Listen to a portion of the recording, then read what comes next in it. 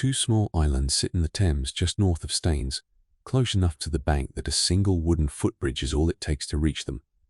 And in the pale early light of a July morning in 2026, a photographer crouches at the water's edge trying to fit the willow trees and a weathered estate agent's board into the same frame. The board says the islands are for sale. Together, guide price a little over £1.5 million. Reeds crowd the shallow water. A pair of swans works the current without much interest in the human activity on the bank. Somewhere further off, a train crosses the low iron bridge into Staines station. Ordinary commuter traffic, entirely indifferent to the small drama of the auction unfolding on the riverbank below it. On the smaller of the two islands, half swallowed now by ivy and self-seeded ash saplings, there is a shape in the undergrowth that used to be a house. Walls worn down to knee height, chimney breast standing alone with nothing left to hold up. A floor plan you can still trace with your eyes if you know to look for it.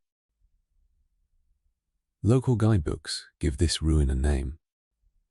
They call it the Nest, and they tell you, in the brisk, confident sentence that guidebooks reserve for the best kind of gossip, that a young Prince of Wales once crossed to this exact spot to meet the American woman he was not supposed to love, in the years before either of them understood what that love was going to cost. It is a lovely image, mist and willow, and the ruin of a secret, and it wants very badly to be a true one. An island, reachable only by a bridge, nobody on the road could see them cross. A prince and his mistress, alone with the water and the reeds, decades before a single reporter worked out what was happening under everyone's nose. The auction listing leans into it. The newspaper pieces covering the sale lean into it harder. And if the story stopped there, at the picture of two lovers rowing out to a private island while England looked the other way, it would make a fine hour of sleep listening, and it would also be telling you something the historical record cannot actually stand behind. Beneath that pretty image, the truth is considerably harder to pin down. And this is where an honest account has to slow down rather than speed up. Claim that Edward, Prince of Wales, and Wallace Simpson used a cottage called the Nest on a Thames island as a hideaway rests, as far as the documentary record shows, on a single line in a heritage guidebook published in 2003. Repeated since then by estate agents and journalists who had every commercial reason to repeat it and very little reason to check it further. No diary places him there. No household account records a boat, a bridge crossing, a delivery of supplies to that particular address. It may be true. Plenty of true things about this couple went unrecorded because that was rather the point of the arrangement they built together. But a fact, this thing does not deserve to carry the full weight of a 2.5-hour story, and a channel built on the promise of the honest version of history does not get to borrow a romantic legend just because it photographs well at dawn. What is not thin? What is instead one of the most exhaustively documented private crises in the history of the British monarchy sits 20-odd miles upriver from those two quiet islands in the woods of Windsor Great Park near a village called Sunningdale. The house there was called Fort Belvedere, and unlike the ruin on the Thames, its record is not a single guidebook sentence. It is diaries kept by the men who worked alongside the king. It is cabinet papers released decades later, ordering his telephone lines tapped. It is the testimony gathered by biographers who sat down with servants, equerries, and family while they were still alive to remember it. This is 2026, and this video is not going to build its hour and a half on a ruin that might have hosted a handful of quiet afternoons. It is going to walk into the house where the entire architecture of that royal secret actually lived, where a king of England spent 4 years hiding the truth of his own heart from his father, his government, his church, and eventually his own country, with the help of a small household staff. This is 1936. Stanley Baldwin sits in Downing Street, watching a constitutional crisis take shape that no living politician has faced before. The Archbishop of Canterbury sits in Lambeth Palace, certain that the head of his church cannot marry a woman who has already divorced 2 husbands. And in a modest, oddly shaped house within Windsor Great Park, built originally as a folly and converted by its royal tenant into something closer to an informal country retreat than a palace, a king is falling in love in exactly the way his position was designed to prevent.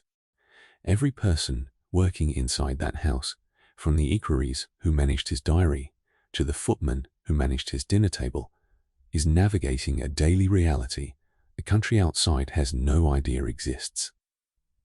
This video is that reality.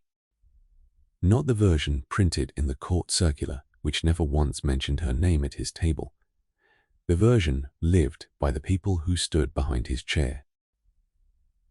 We are going to look at how a household staffed a home for a socially irregular arrangement while pretending to every tradesman and every outside eye that nothing irregular was happening at all.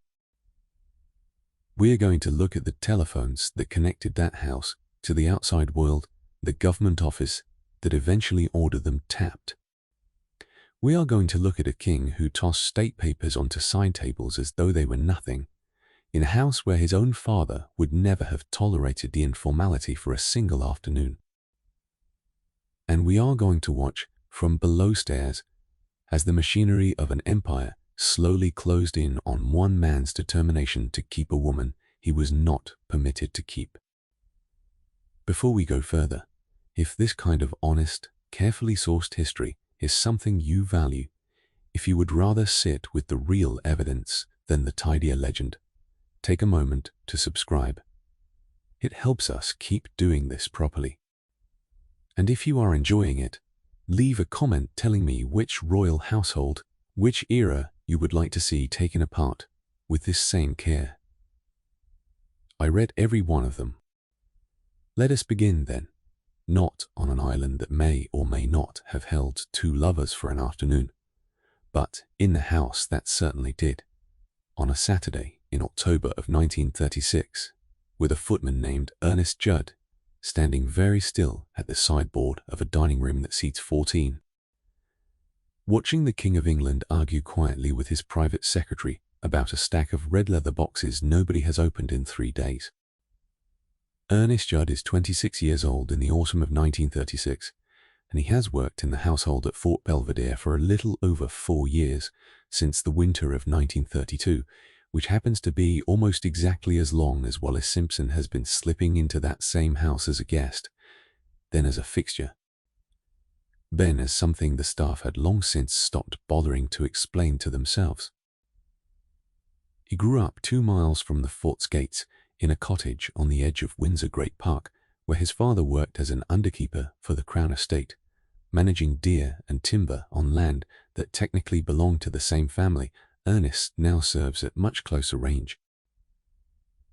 His mother took in mending for 2 neighboring farms to help stretch a keeper's modest wage across a household of 5 children, and Ernest, the eldest, was expected from an early age to contribute whatever earnings he could bring home. An expectation that shaped his choice of service as a career considerably more than any romantic notion of life inside a great house ever did. He left school at 14, went into service as a hallboy at a nearby country house at 15, and by 20 had risen to underfootman through the unglamorous, entirely physical apprenticeship that the position required, learning to carry, to fold, to stand, and above everything else to disappear in plain sight while remaining close enough to be summoned within seconds. He is tall, just over 6 feet, which is not incidental. Great households of the period selected footmen partly for height and for a well-turned leg, since the powdered livery and knee breeches that formal service still required in the grandest houses were, whatever else they were, kind of costume designed to be looked at, and a footman with poor calves was, by the unspoken standards of the trade. a footman who would struggle to find a good position at all. Fort Belvedere, being the prince's own informal country house rather than a full royal palace, relaxed a good deal of that formality, which Ernest privately found a relief, though he learned quickly never to say so where a senior servant might hear him say it. His hands are steady in a way that took years to build. The particular steadiness required to pour wine, without a tremor, while standing 18 inches from a man whose mood, on a bad evening, can be read in the set of his jaw before a single word is spoken. What almost nobody above stairs considers, and what Ernest himself would be too well trained to mention even if asked directly, is the specific discipline his position actually runs on, which has very little to do with carrying plates, and almost everything to do with a kind of engineered blindness. He has been told, formally and informally, more times than he could count, that what he sees at the fort belongs to the fort, that a servant who repeats a private conversation heard through a half-open door does not merely lose his position, because no respectable household in England will take on staff a previous employer describes as indiscreet. He has a private habit, one he has mentioned to no one, of running through the evening's conversation in his head as he undresses for bed each night. Not to remember it, but almost the opposite, to methodically set it down somewhere private in his own mind, and then close the door on it. A kind of nightly discipline he invented for himself, because the alternative, carrying every overheard fragment of the king's private life around loose in his thoughts, felt like more weight than a man could sensibly carry for 4 years running.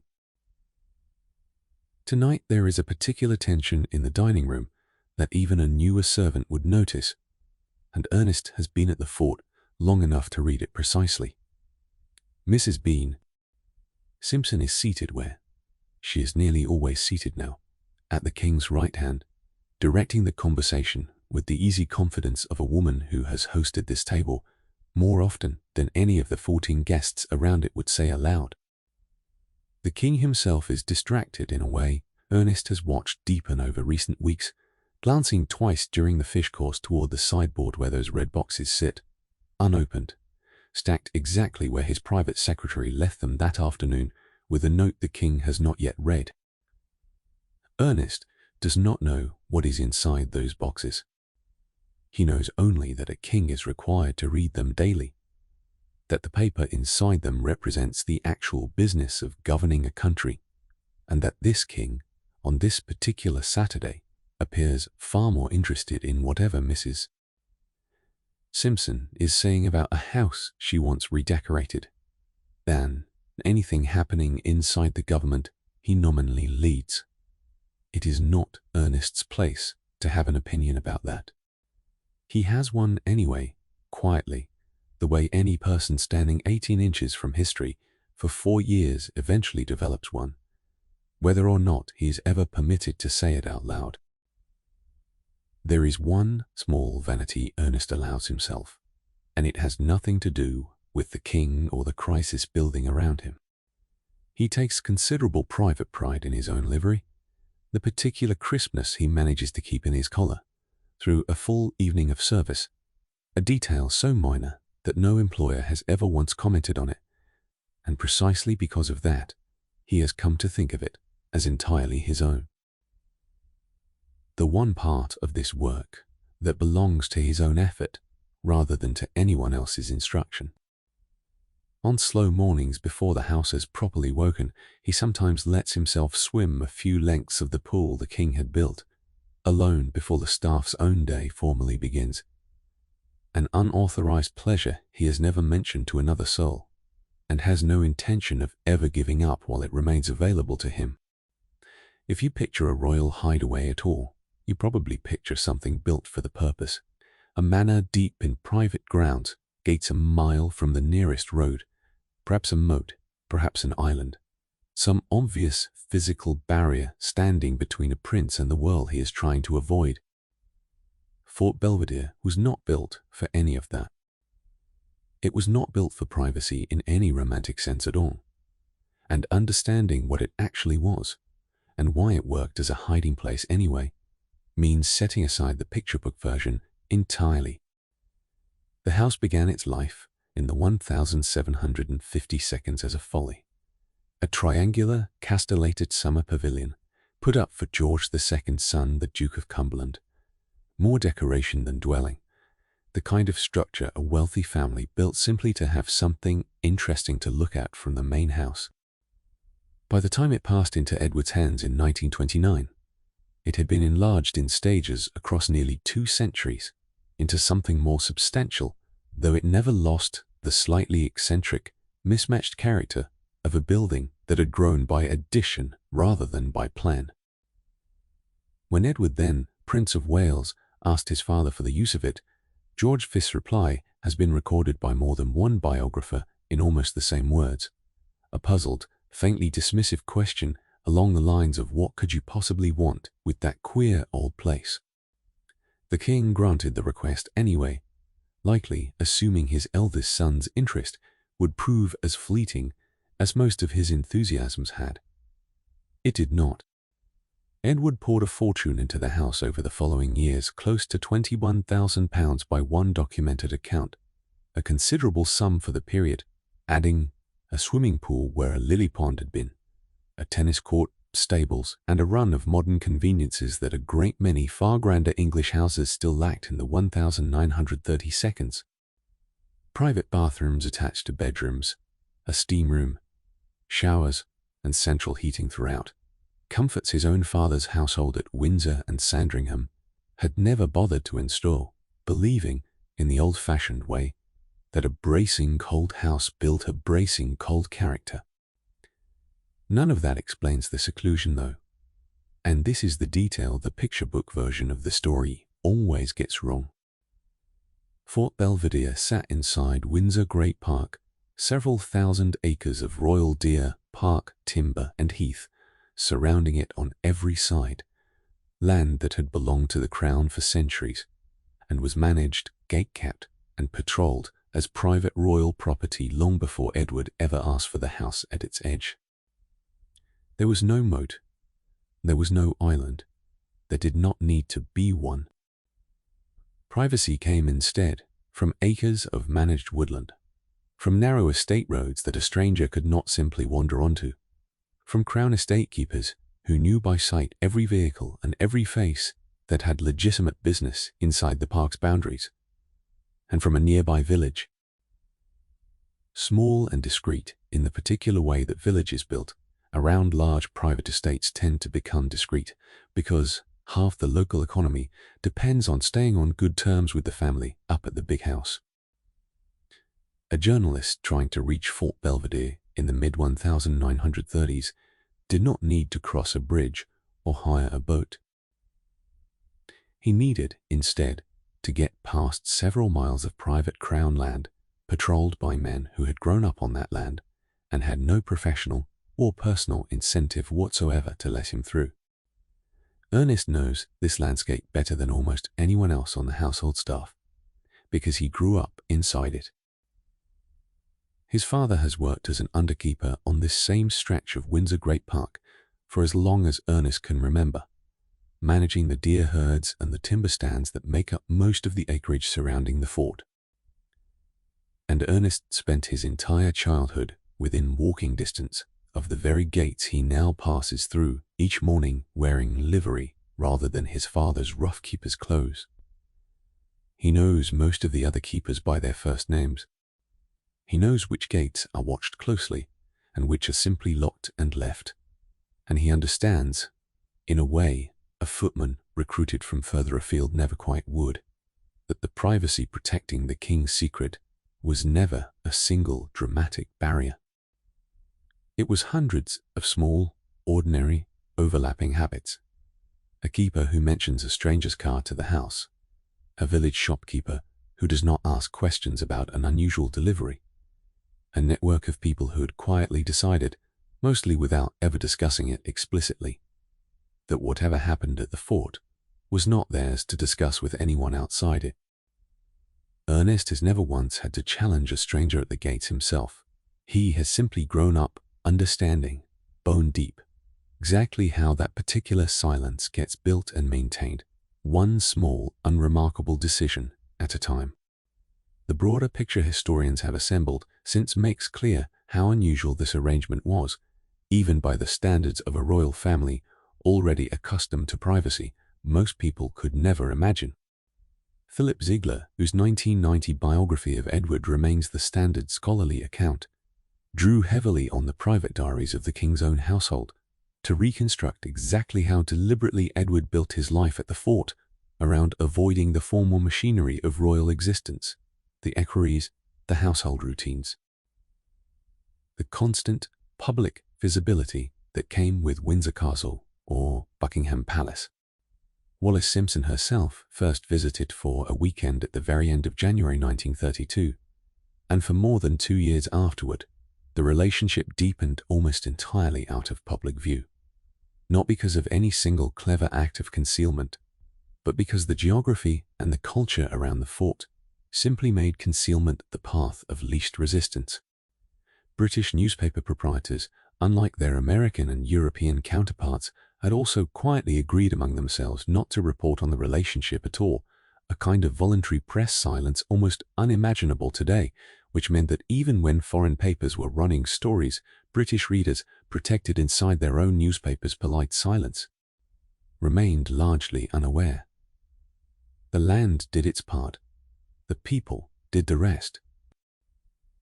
There is something worth sitting with in the fact that the most consequential royal secret of the 20th century was kept for years, not by any single dramatic mechanism, but by the accumulated discretion of gamekeepers, village tradesmen, and household staff who mostly never discussed among themselves.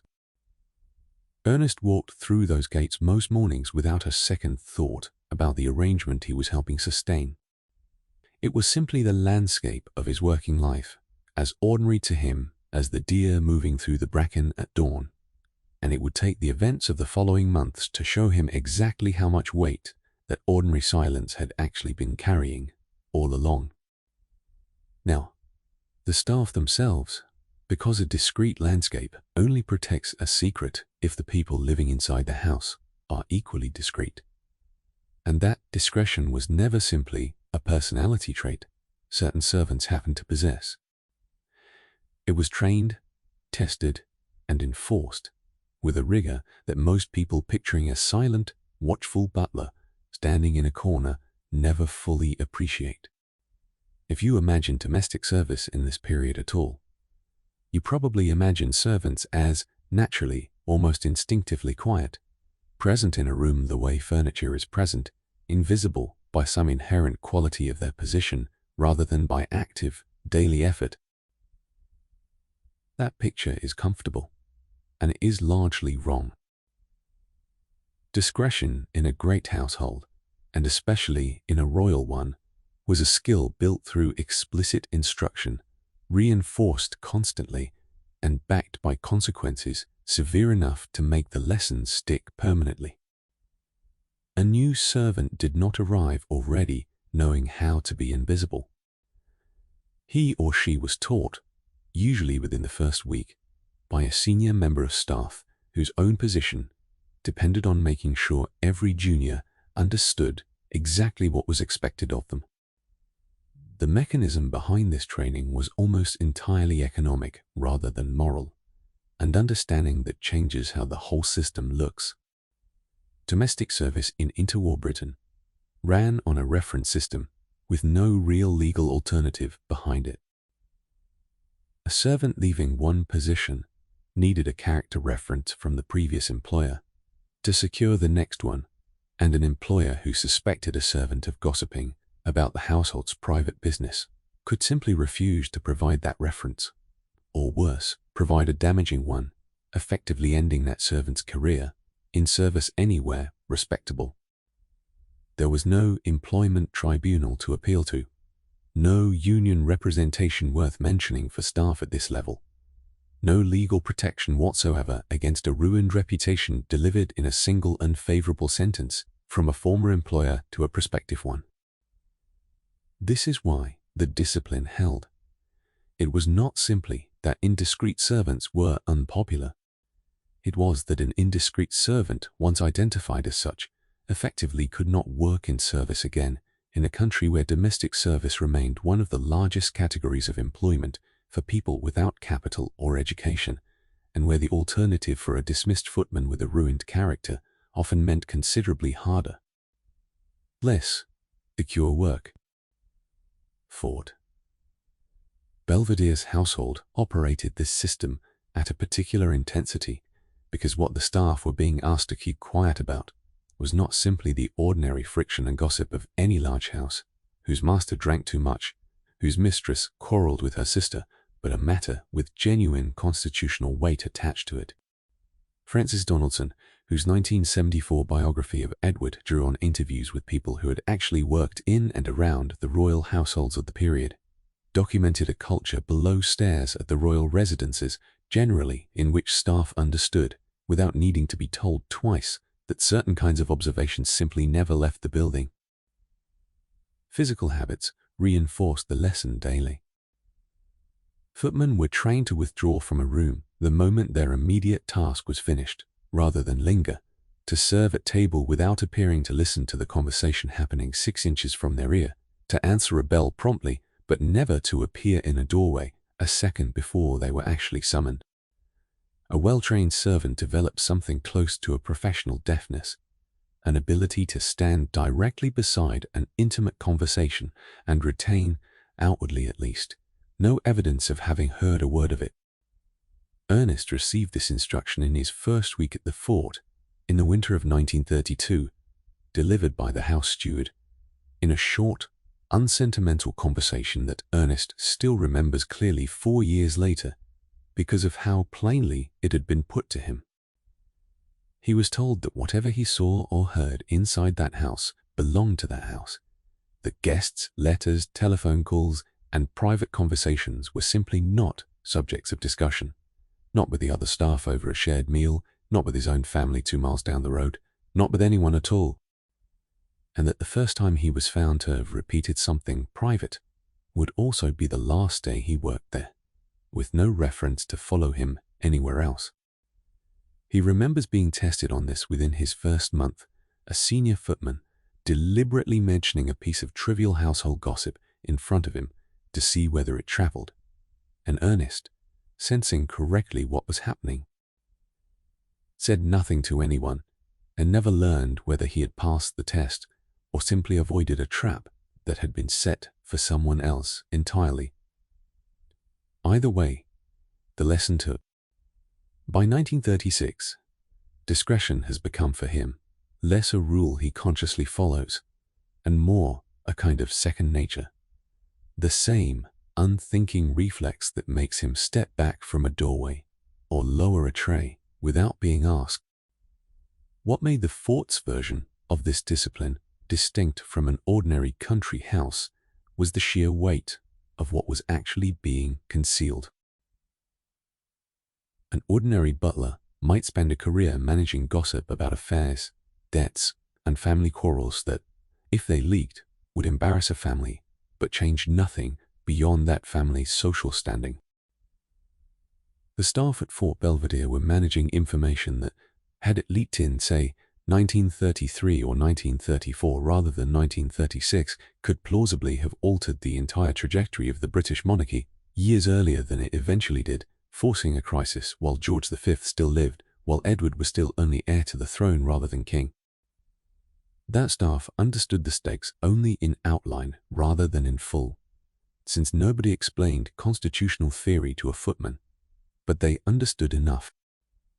They understood that whatever was happening between the prince and this particular guest was different in kind from the ordinary romantic entanglements a wealthy young man might carry on.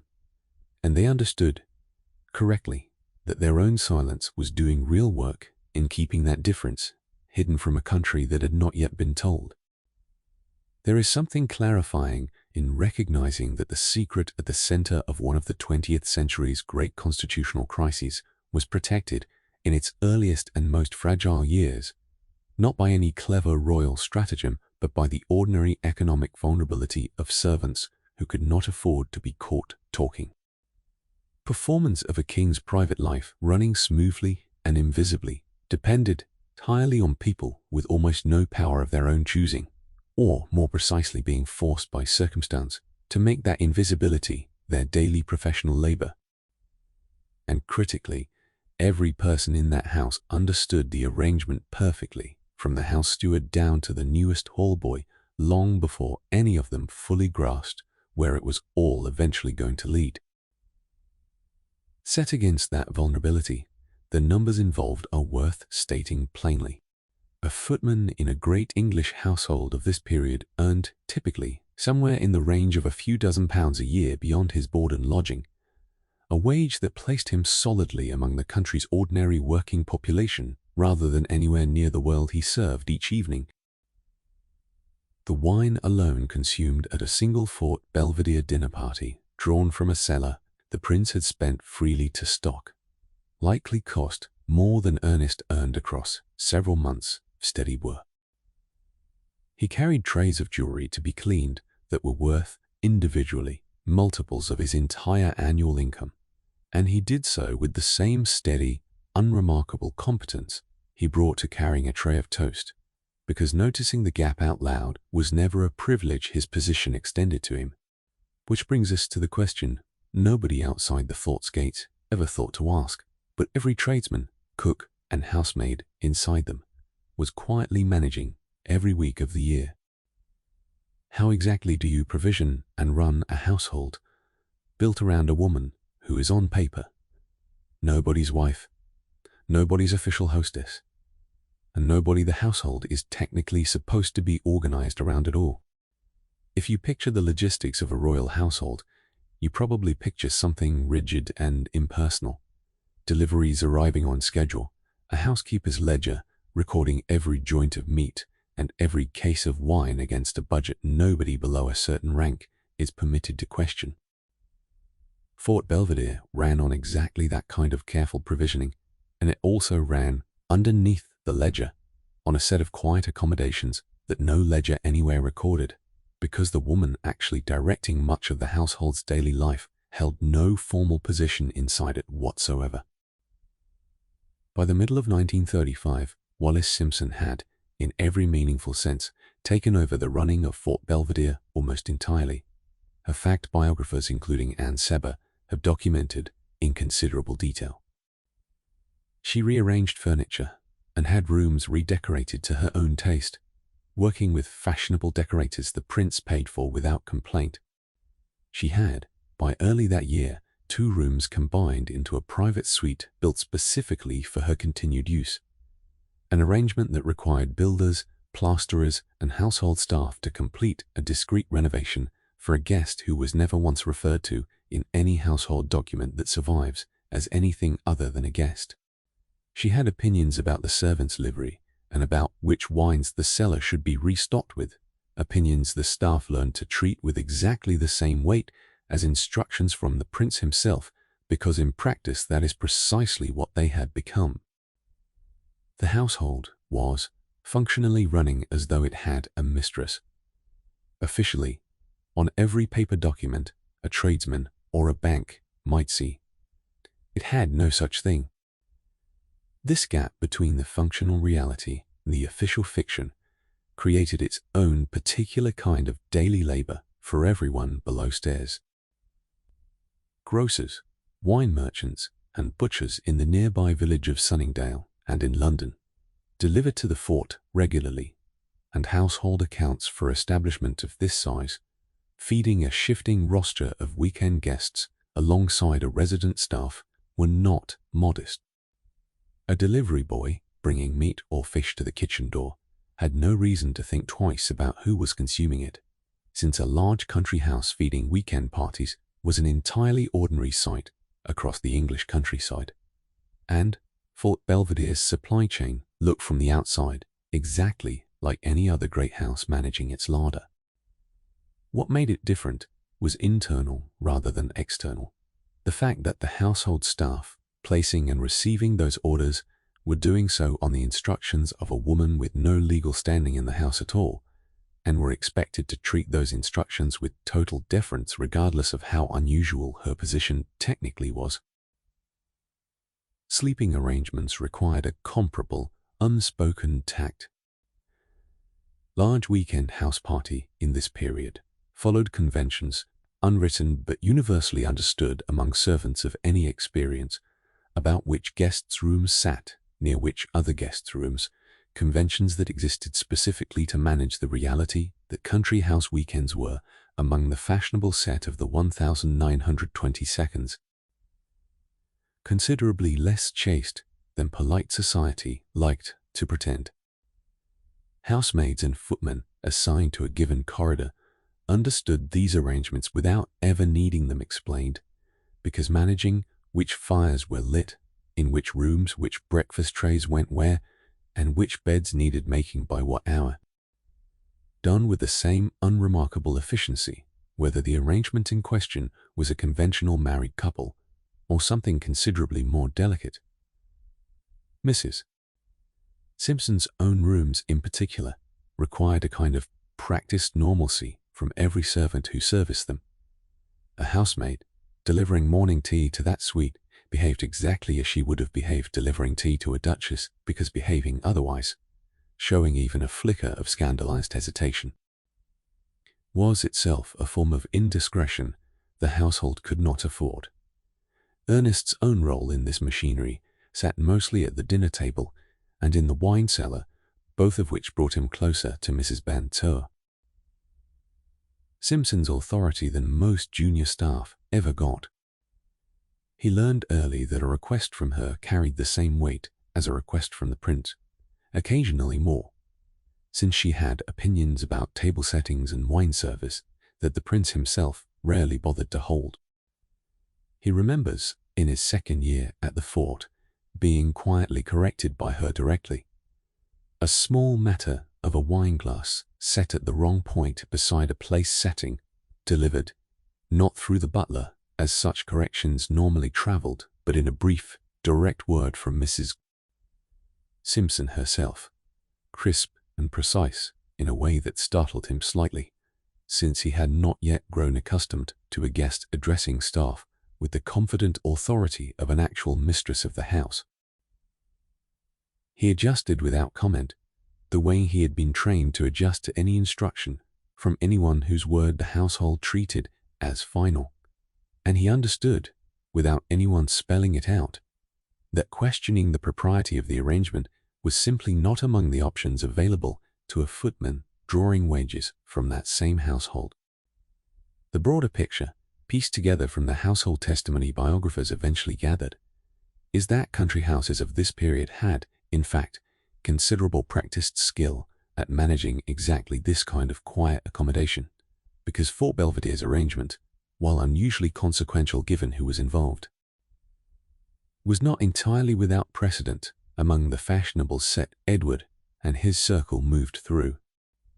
Mistresses, lovers, and unconventional domestic arrangements were a familiar enough feature of upper-class English life in the interwar years that a well-trained staff generally knew how to manage the logistics without visible comment.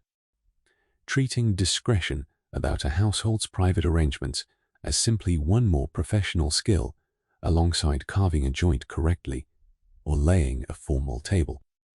What made Fort Belvedere different was not the basic shape of the problem, which servants across the English countryside had quietly solved for generations, but the scale of what would happen if this particular solution ever failed, since the household in question belonged, eventually, to the actual King of England, and the woman it was quietly built around was about to become the single most discussed private citizen in the world. The logic behind all of it was, in the end, entirely practical. A household runs on order, and order requires someone directing it. And if the person best positioned to direct it held no formal title whatsoever, the staff simply extended her the deference her actual daily authority required and left the awkward question of her official standing to people considerably more senior. Ernest polished glasses, corrected place settings, and answered to Mrs. Pear. Simpson's instructions with the same steady competence he brought to every other part of his work. and if some quiet part of him occasionally wondered where this particular arrangement was heading, he had learned, like everyone else below those stairs. Now, the telephones and the boxes, because if the gates and the gamekeepers protected the fort from strangers arriving in person, it was the wires running into the house and the locked leather cases sitting on its side tables that carried the household's real secrets in and out, and both of them, by the final months of 1936, had become considerably less private than anyone inside the house understood at the time. If you imagine royal communications in this period, you probably imagine something formal and secure, almost by definition, private lines, discreet messengers, a level of institutional protection that a king's business would surely command as a matter of course. The reality at Fort Belvedere was considerably more improvised than that, built around an ordinary domestic telephone exchange, pressed into service for unusual purposes, and around a king who treated the physical paperwork of government with a casualness that alarmed the very officials responsible for protecting it. The telephone itself worked, in 1936, largely as it did for any well-off household of the period, through a local exchange and an operator who connected calls manually, which meant that every call placed from Fort Belvedere, however sensitive its content, passed at some point through the hands and the ears of an exchange operator whose discretion the household had no real way of controlling. Trunk call to London, or further afield, was booked through that exchange, given a number, and connected by a person sitting at a switchboard who could, if she chose, listen to any portion of the conversation she liked. Most operators, most of the time, had neither the interest nor the opportunity to eavesdrop meaningfully on the volume of calls passing through a busy exchange. But the arrangement meant that from its very first moment, a telephone call from the King of England to the woman he intended to marry was never quite as private as either of them might have assumed, resting instead on the ordinary professional discretion of exchange staff who had, in the earlier years of the relationship at least, 1. No particular reason to think the calls they connected were anything but routine. That changed decisively and formally in December of 1936, in the final tense fortnight of the crisis, when the Home Secretary Sir John Simon issued instructions to the General Post Office, which then controlled Britain's telephone network, to intercept calls. Cabinet Office files eventually released to the public decades later in 2013 confirmed exactly what had happened, an official written order following an earlier verbal instruction directing that calls from Buckingham Palace and from Fort Belvedere to numbers on the continent be listened to and recorded.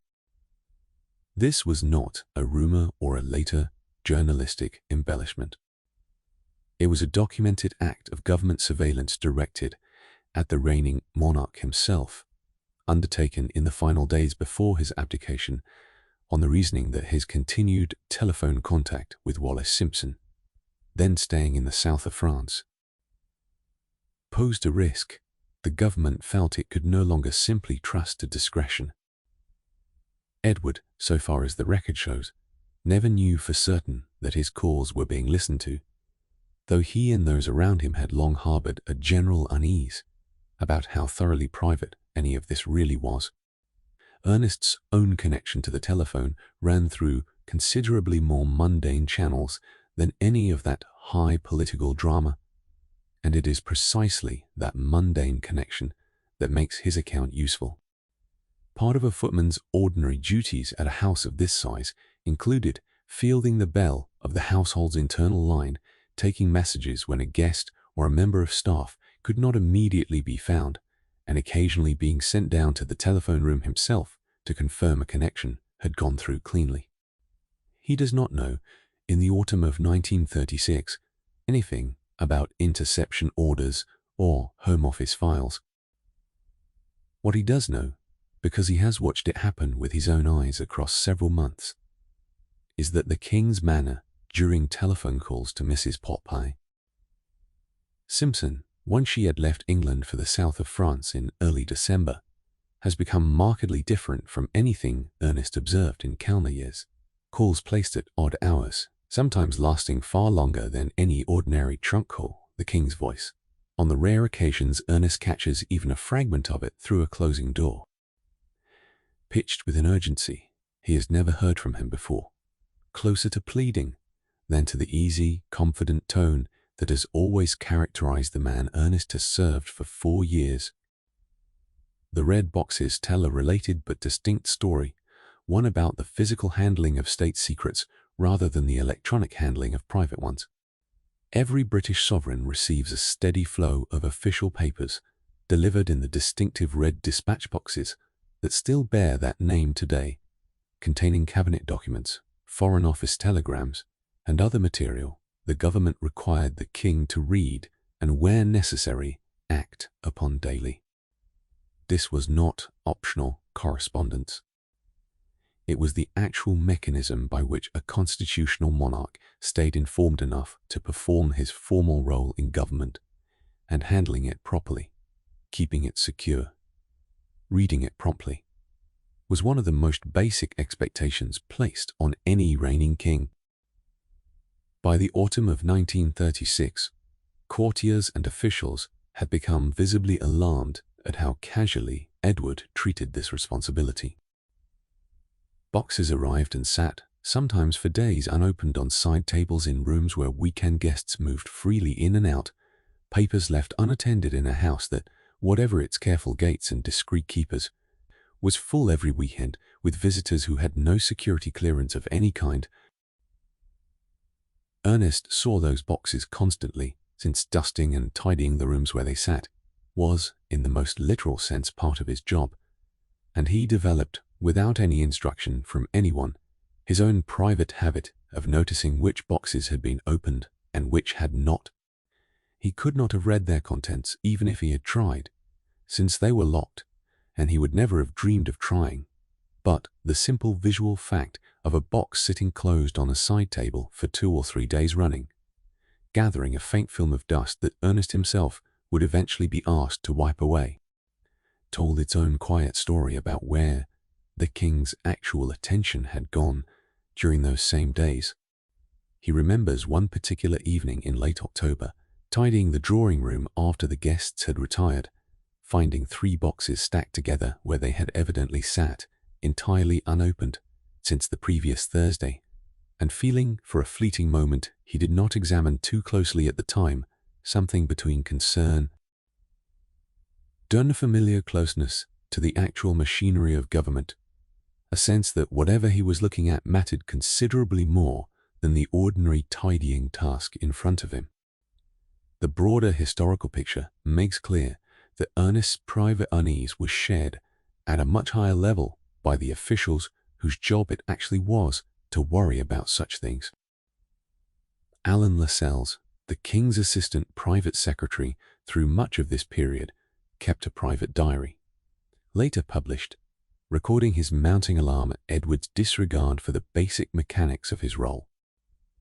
Day and unease that predates even the Simpson crisis and reflects a longer pattern of a king who found the daily labor of constitutional monarchy considerably less compelling than the company he preferred to keep. Cabinet ministers, aware that state secrets were sitting unguarded in a country house full of weekend guests, raised their own concerns through official channels, concerns that read, in hindsight, less like bureaucratic fussiness and more like an accurate early warning of exactly how little institutional weight this particular king was prepared to carry. There is something worth pausing on here. The fact that a footman with no access to cabinet papers and no understanding of constitutional law could nonetheless read, with total accuracy, the same warning signs that were troubling the most senior advisors in the land, simply by noticing which boxes had dust on them and which telephone calls ran unusually long. The machinery of concealment at Fort Belvedere ran in both directions, protecting a private romance from public view, while simultaneously, and almost accidentally, exposing the mounting neglect of a king's actual duties to anyone paying close enough attention from below stairs. Ernest was paying that close attention, whether or not anyone above stairs had any idea he was doing so, and what he was quietly beginning to understand, dust cloth in hand, was that the man he served was coming apart in a way no household training had ever prepared him to witness. For Ernest, meanwhile, adjusting to the king's own style of living was its own ongoing negotiation, one that had nothing to do with romance or politics and everything to do with the simple, concrete question of how formally a servant was expected to behave in a house whose master seemed determined, in 100 small ways, to behave less like a king than like the reasonably wealthy country gentleman he had once, as a much younger man, apparently wished he could be instead. If you imagine royal household service in the 1932nd, you probably imagine an atmosphere of near military formality, footmen standing at rigid attention, meals conducted with the hushed precision of a state ceremony, every gesture governed by rules laid down generations earlier. That was an accurate picture of the household Edward himself had grown up inside under his father George V, whose court at Windsor Castle and Sandringham ran on a formality so exacting it became, among the royal family's own circle, something close to a private joke, though nobody joked about it within George V's hearing. Meals occurred at fixed hours, down to the minute. Guests dressed formally for dinner, without exception, whatever the occasion. George V himself was known to find fault with a family member's clothing choices at the table, and household staff at his residences maintained a level of ceremonial precision that left almost no room for spontaneity of any kind. Fort Belvedere, under Edward, was built as a deliberate rejection of nearly all of that, and the household staff serving him were required to unlearn, in real terms, much of what a career in royal or great house service. Edward preferred informal buffet-style meals to the full ceremony of formal dining whenever he could manage it, encouraged weekend guests to dress casually, and famously enjoyed physical outdoor labor himself, clearing rhododendrons and bracken from the fort's grounds alongside his guests, an activity that occasionally included his own brother, the future King George VI, hauling brush and building bonfires in old clothes, rather than standing at a formal remove from manual work the way a prince of the previous generation would have considered appropriate. He mowed his own hay in season. He had installed at his own initiative and expense a swimming pool where guests swam and lounged with a casualness that would have been unthinkable at Sandringham under his father's roof. Photographs and household accounts from the period consistently describe an atmosphere at the fort closer to a relaxed country house belonging to new money than to the residence of the heir, and later, the sovereign of the British Empire. This informality extended in ways that mattered enormously to someone in Ernest's position, to how the king treated his own staff day to day. He was, by most accounts, including those gathered by his biographers, considerably less rigid with servants than the formal etiquette of his position technically required, occasionally addressing staff with an easy familiarity that an older generation of courtiers found faintly improper, and generally preferring the relaxed atmosphere of a country weekend to the ceremonial distance his father had always maintained. For a young footman, this created a strange working environment, one where the underlying expectations of discretion and competence remained every bit as demanding as they would have been at Windsor Castle, while the surface texture of daily life, the pace, the dress code, the tone of voice used to give an instruction, had loosened considerably from anything Ernest's earliest training had prepared him for. Ernest remembers, in particular, an afternoon in his second summer at the fort when the king himself, still dressed in the rough clothes he had been wearing to clear brush from the grounds all morning, wandered into the kitchen passage, looking for a cold drink rather than ringing for one to be brought to him. An act of casual self-sufficiency that would have scandalized the household staff at Windsor Castle, and that left Ernest, new enough to the position at the time, genuinely uncertain for a moment whether he was meant to intervene, fetch something himself, or simply stand aside. He learned, over the following months, that this kind of moment was not an aberration, but closer to the house's actual character, a household where the man at the center of it seemed happiest when the ceremonial distance between himself and everyone around him, staff included, had been allowed to collapse. Ernest came, quietly, to prefer this version of service to the more rigid formality he had trained under previously, though he understood well enough by 1936 that this same informality carried its own risks, since a king who resisted ceremony in small domestic matters had also, over the same years, shown a marked resistance to the ceremonial and constitutional restraints that came with his actual position, and those two forms of resistance, the charming and the alarming, turned out to spring from precisely the same source.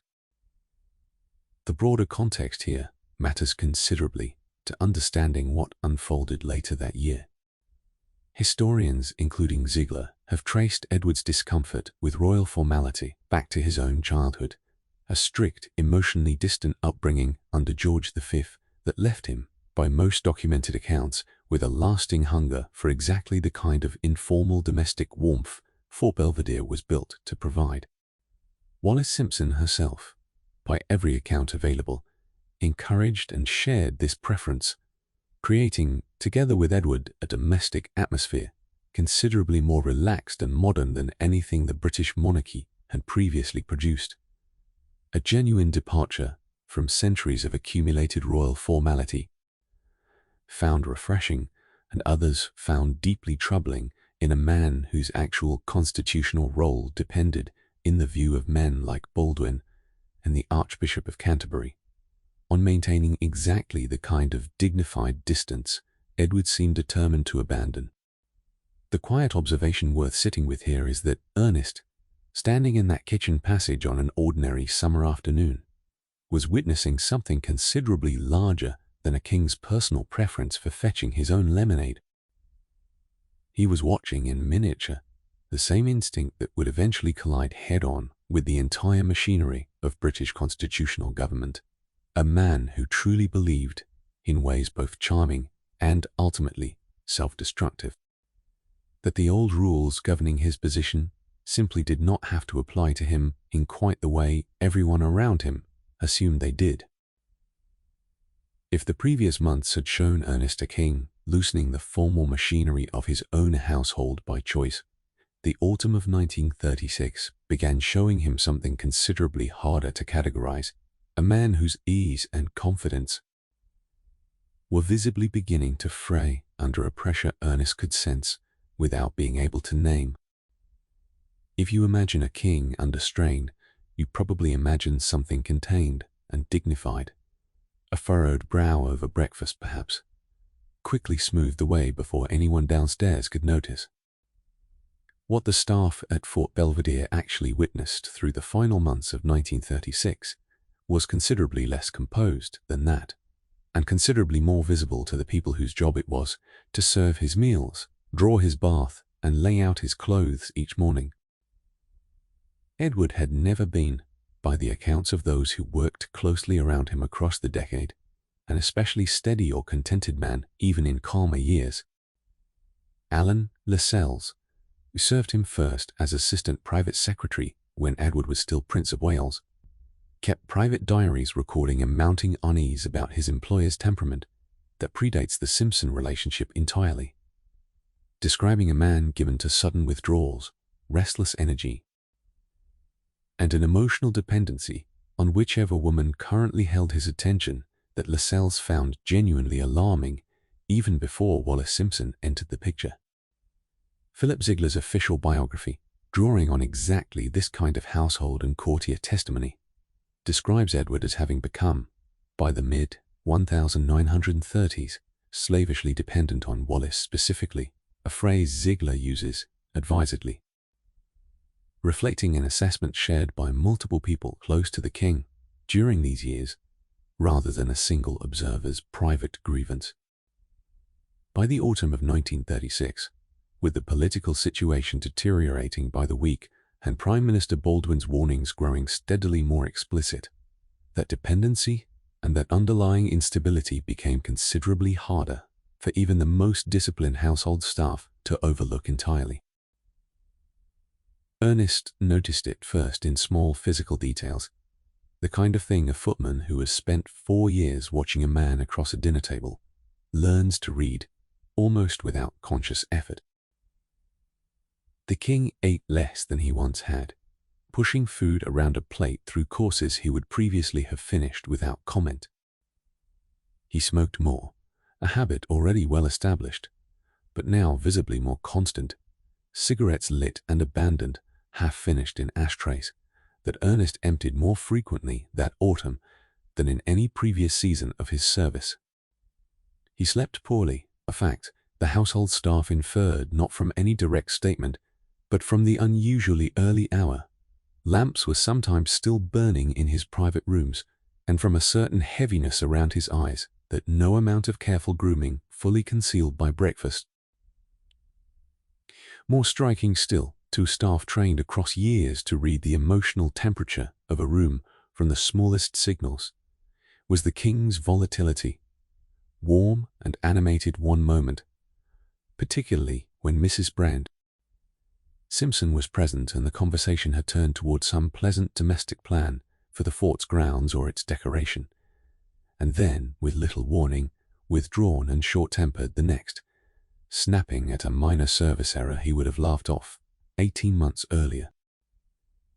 Ernest experienced this directly on an evening in early November, delivering a dish a beat later than the king apparently expected, and receiving in response a sharpness of tone entirely unlike anything Ernest had encountered from him. He apologized, adjusted, and said nothing about it afterward to anyone, the way he had been trained to say nothing about anything, but he noted the moment privately, filing it alongside the unopened boxes and the long telephone calls as one more small piece of evidence that something underneath the household's usual rhythm had shifted, and was continuing to shift in a direction none of the staff had any real power to influence or even fully understand. The broader historical record situates this personal unraveling squarely within the widening political crisis closing in around him.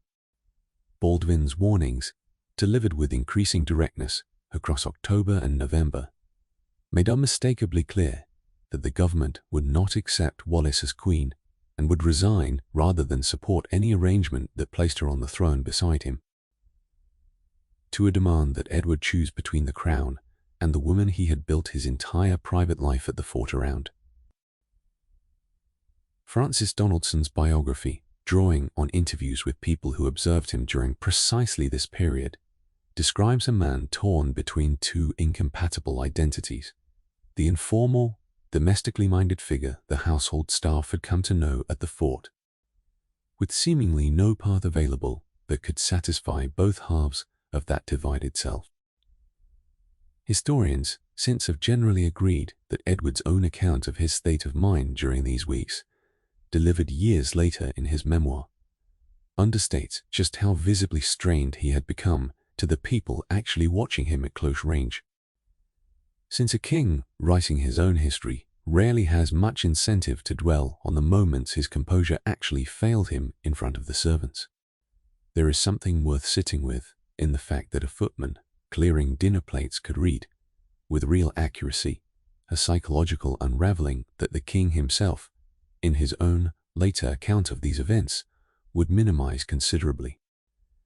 Ernest never once discussed what he was observing with anyone, not with the other footmen over a shared meal below stairs, not with his own family 2 miles away, because the training that had shaped his entire working life made that kind of conversation nearly unthinkable, whatever private concern.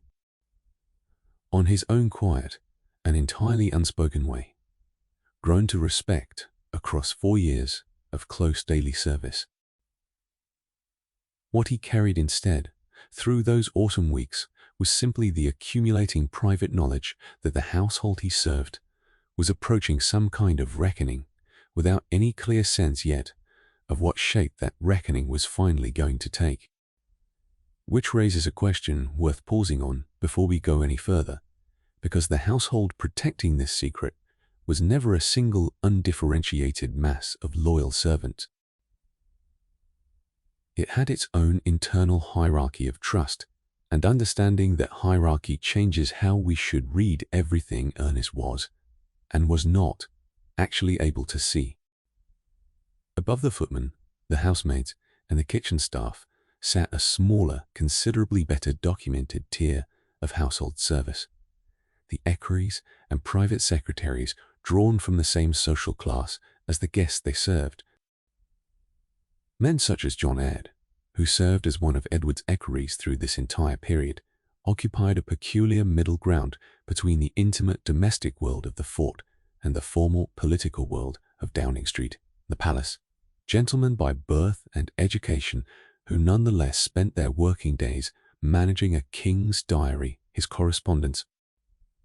And increasingly, as 1936 wore on, his relationship with a woman, most of them privately regarded with real unease. Eyre kept a diary of his own throughout these years, later drawn on extensively by Philip Ziegler, in reconstructing the day-to-day texture of the crisis, and it records a man growing steadily more troubled. Writing with a bluntness about Wallace Simpson's motivations and about the king's judgment that no footman in Ernest's position could ever have risked putting to paper, let alone said aloud within the household's own walls.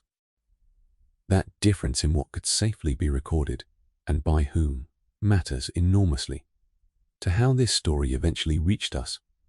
Eyre's social position gave him a form of protection Ernest simply did not have. A gentleman equerry who kept a private diary critical of his royal employer risked, at worst, an awkward conversation and the loss of a single position cushioned by education, family connections, and an entire social network that would absorb him elsewhere regardless. A footman caught keeping any kind of record at all, let alone an unflattering one, risked the total, permanent loss of his livelihood in a trade with almost no institutional safety net beneath it. This is, in plain terms, why the surviving written record of Fort Belvedere's final year skews so heavily toward the equerries, the private secretaries, and so lightly toward people like Ernest. It is not that servants below the rank of equerry saw less. By every indication available, people in Ernest's position saw a great deal more of the household's daily texture than a gentleman equerry occupied largely with correspondence and diary management ever did. It is that the ones with the least social protection were also, unsurprisingly, the ones least able to afford leaving any trace of what they had witnessed. Ernest's own relationship with this upper tier of household staff was cordial, but carefully bounded. The ordinary working distance between a footman and the gentleman who managed the king's official business. He served Eyre and men like him at table exactly as he served everyone else with the same trained invisibility, and he understood, from small cues rather than any explicit instruction, that these were men who moved between two different worlds. Ernest himself could only glimpse from below, carrying information from Downing Street, presumably carrying at least some sense of the fort's private atmosphere back out into the wider circles of government and court, where they also had standing. He noticed in particular a visible change in Eyre's own demeanor across the autumn of 1936, a controlled but unmistakable strain settling over a man Ernest had previously known mainly as brisk, efficient, largely unreadable evidence. Ernest came to believe without ever being told so directly, that whatever was troubling the king was troubling the men closest to him in an entirely different register than it troubled the household staff below them. The broader picture historians have assembled from sources like Eyre's diary, alongside the parallel testimony of Alan Lascelles and other senior courtiers, shows a deeply fractured household by the final months of 1936, gentlemen who owed the king personal loyalty and professional discretion in equal measure. Increasingly torn between the two, as it became clear that serving Edward's private happiness and serving the institution of the monarchy had stopped being compatible goals. Francis Donaldson's biography draws heavily on exactly this tension, describing courtiers who liked Edward personally, in some cases had known him since boyhood, and who nonetheless came to believe, privately and with real anguish, that his judgment could no longer be trusted on the single matter that mattered most. That anguish rarely reached the servants' hall in explicit terms.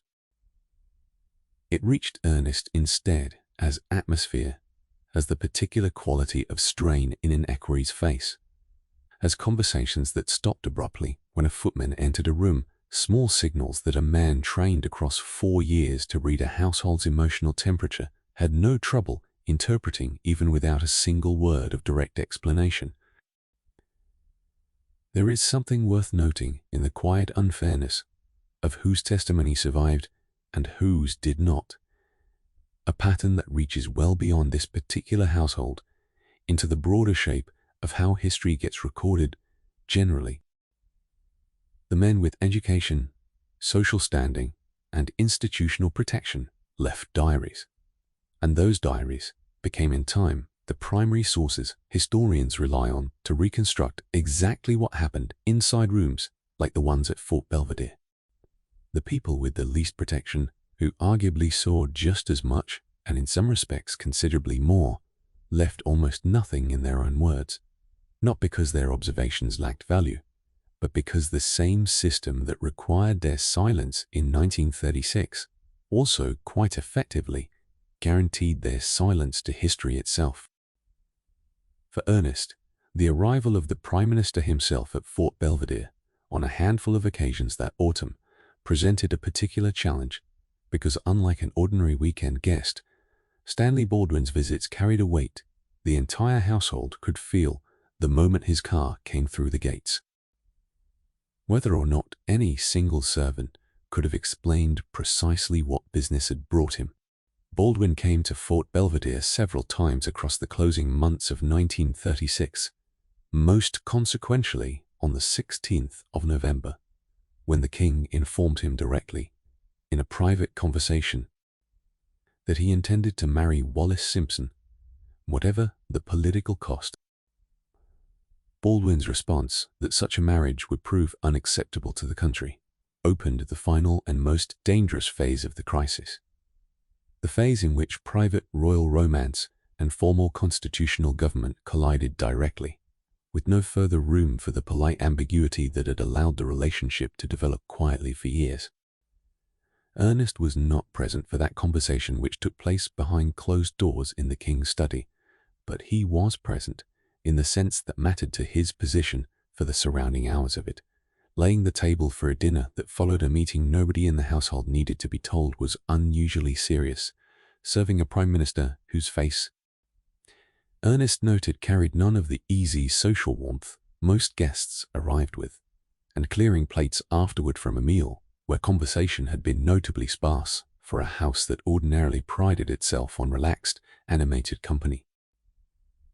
He did not know, that evening, exactly what had been discussed.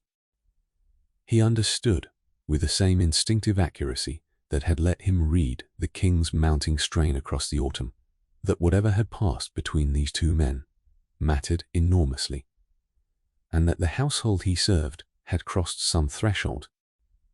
The broader picture historians have assembled around these meetings shows a prime minister navigating an unprecedented situation with considerable political caution, consulting the leaders of the dominions, weighing 3 distinct paths forward, a marriage that made Wallis queen.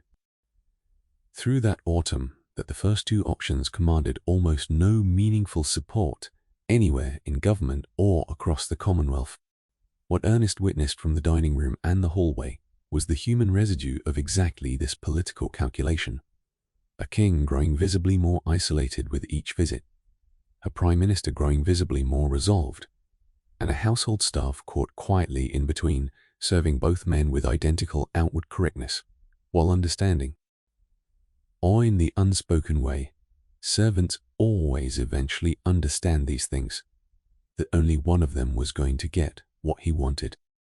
Which brings us to the particular Tuesday when the silence finally broke, because for 4 years the British press had maintained an agreement among its own proprietors not to report on the king's relationship at all, and the household at Fort Belvedere.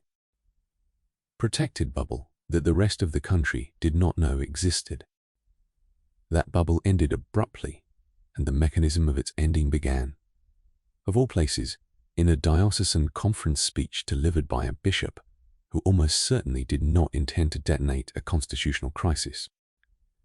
If you imagine the British establishment's objection to Edward's marriage, you probably picture it as primarily political, a matter of government and parliament, rather than religion. The Church of England's position was, in fact, every bit as immovable as Baldwin's, and considerably more central to the entire crisis than most people remember. As King Edward held the title Supreme Governor of the Church of England, a role that made his personal conduct a matter of direct religious concern rather than merely political inconvenience, the Church had reaffirmed only the previous year that in no circumstances could Christian men or women remarry during the lifetime of a former spouse, a doctrine that placed Wallis Simpson, twice divorced with both husbands still living, entirely beyond the boundary of what the Church could sanction for anyone, let alone for its own titular head. Archbishop of Canterbury Cosmo Gordon Lang held this position with unwavering clarity throughout the crisis, and his moral authority carried enormous weight with a British public that still, in 1936, largely regarded the Church's teaching on marriage as settled and unquestionable. The spark that broke 4 years of press silence arrived on the 1st of December, when the Bishop of Bradford, Alfred Blunt, addressed his own diocesan conference with a speech intended, by his own later account, to encourage the king toward a more visibly religious life, expressing hope that Edward would become more aware of his need for God's grace. Blunt almost certainly had no idea that this fairly conventional pastoral remark would be read by the assembled press as a coded reference to the Simpson affair, but read that way it instantly was, and the British newspapers, freed at last of any pretext for continuing their self-imposed silence, abandoned it within days. By the 3rd of December, the crisis that Fort Belvedere's household had lived inside privately for years was suddenly the largest story in the country, printed in headlines the entire nation could read over breakfast. Ernest experienced this shift from the inside of a household that had, until that week, existed almost entirely outside the story it was actually the center of. He remembers a junior housemaid returning from a half-day off in the village with a newspaper she had bought herself, something staff rarely bothered with, and the strange, disorienting sensation of watching printed headlines describe in the clipped public language of national news. Exactly the household he had been quietly serving and protecting for 4 years. The king himself, Ernest observed in the days that followed, seemed almost relieved that the waiting was finally over, a tension visibly different from the anxious unraveling of the preceding weeks, closer now to a man watching events move forward at last, rather than a man holding his breath in uncertainty.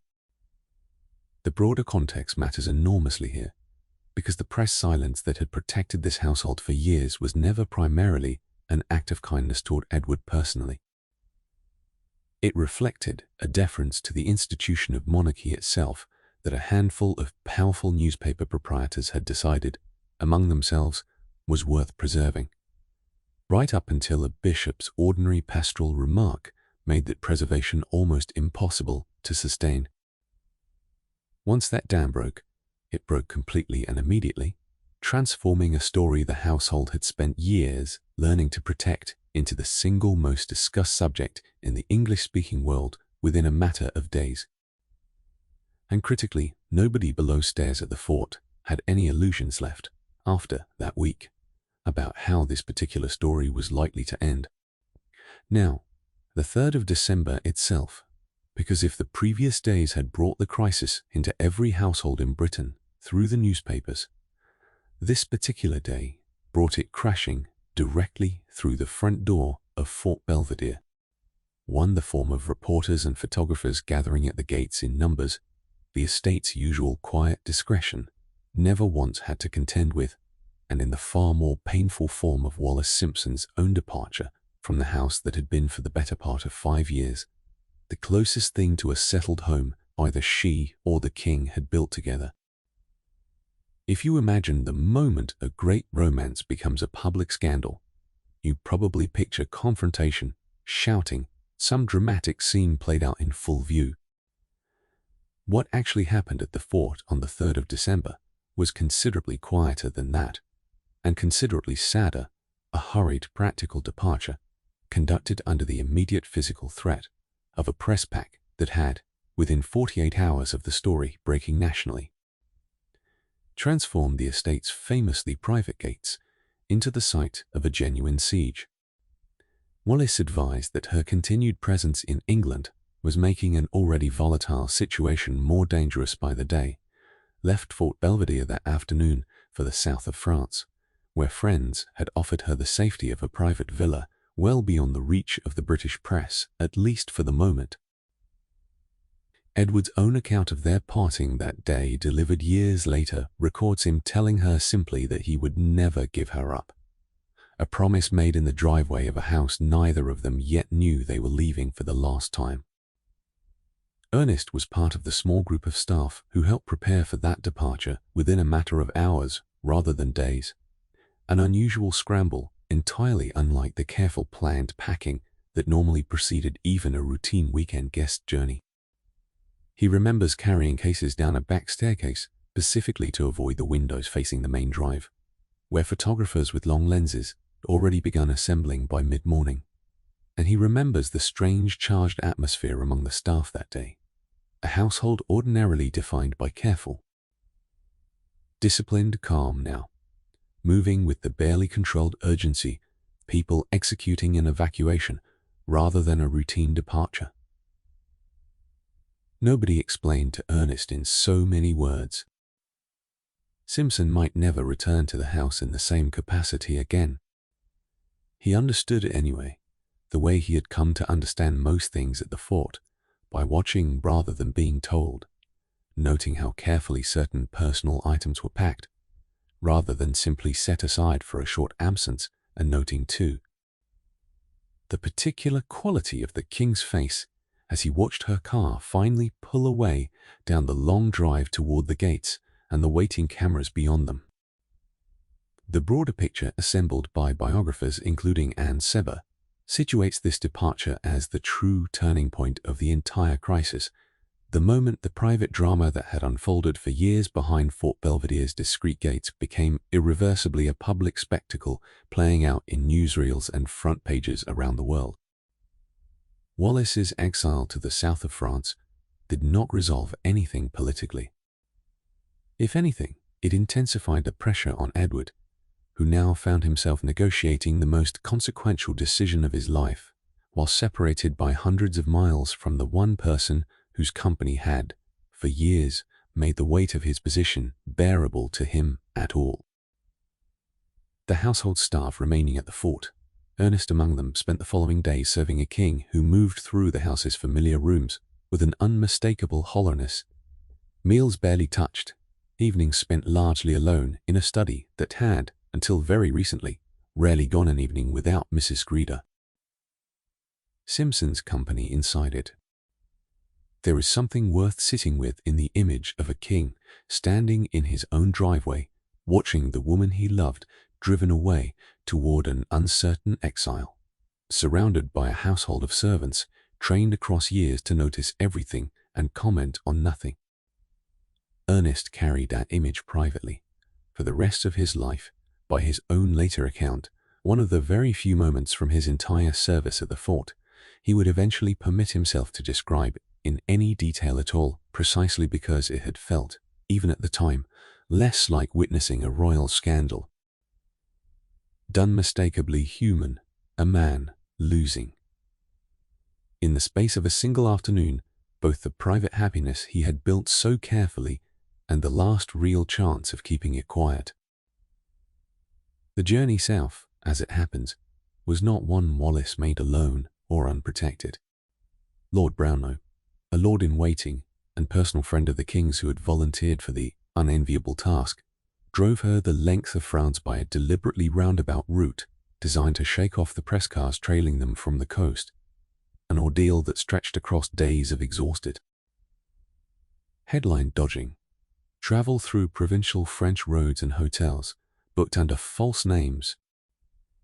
Ernest heard fragments of this journey only second-hand, weeks later, from other staff repeating what little the king himself had let slip in unguarded moments, and even those fragments struck him as belonging to a kind of story that had nothing to do with the quiet, orderly household he had spent 4 years learning to serve. A future queen, or the woman who had been assumed by many to be exactly that only days earlier, was being smuggled across a foreign country like a fugitive, while the king who loved her sat alone at the fort, waiting by a telephone whose every distant call he now suspected, without yet knowing for certain, might not be as private as he needed it to be. The sensory bridge to what came next was not anything happening inside the fort at all, but something happening 2 miles away, in the village where Ernest had grown up, the moment his own neighbors discovered exactly whose household he had spent 4 years serving. Ernest's parents still lived in the keeper's cottage on the edge of Windsor Great Park, where he had grown up, and once the press silence broke on the 3rd of December, that small, ordinary community found itself, almost overnight.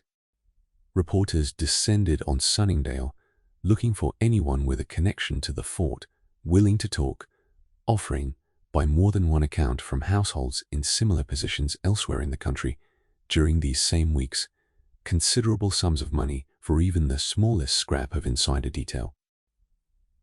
Ernest's own mother was approached twice at the village shop by men she did not recognize, asking with elaborate casualness whether her son worked up at the big house and whether he had ever mentioned anything about the American lady.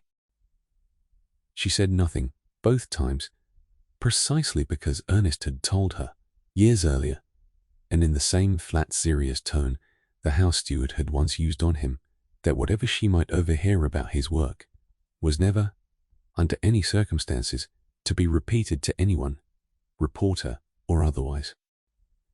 This was discretion tested in an entirely new register, and it asked something different of Ernest than 4 years of household training had ever asked of him before.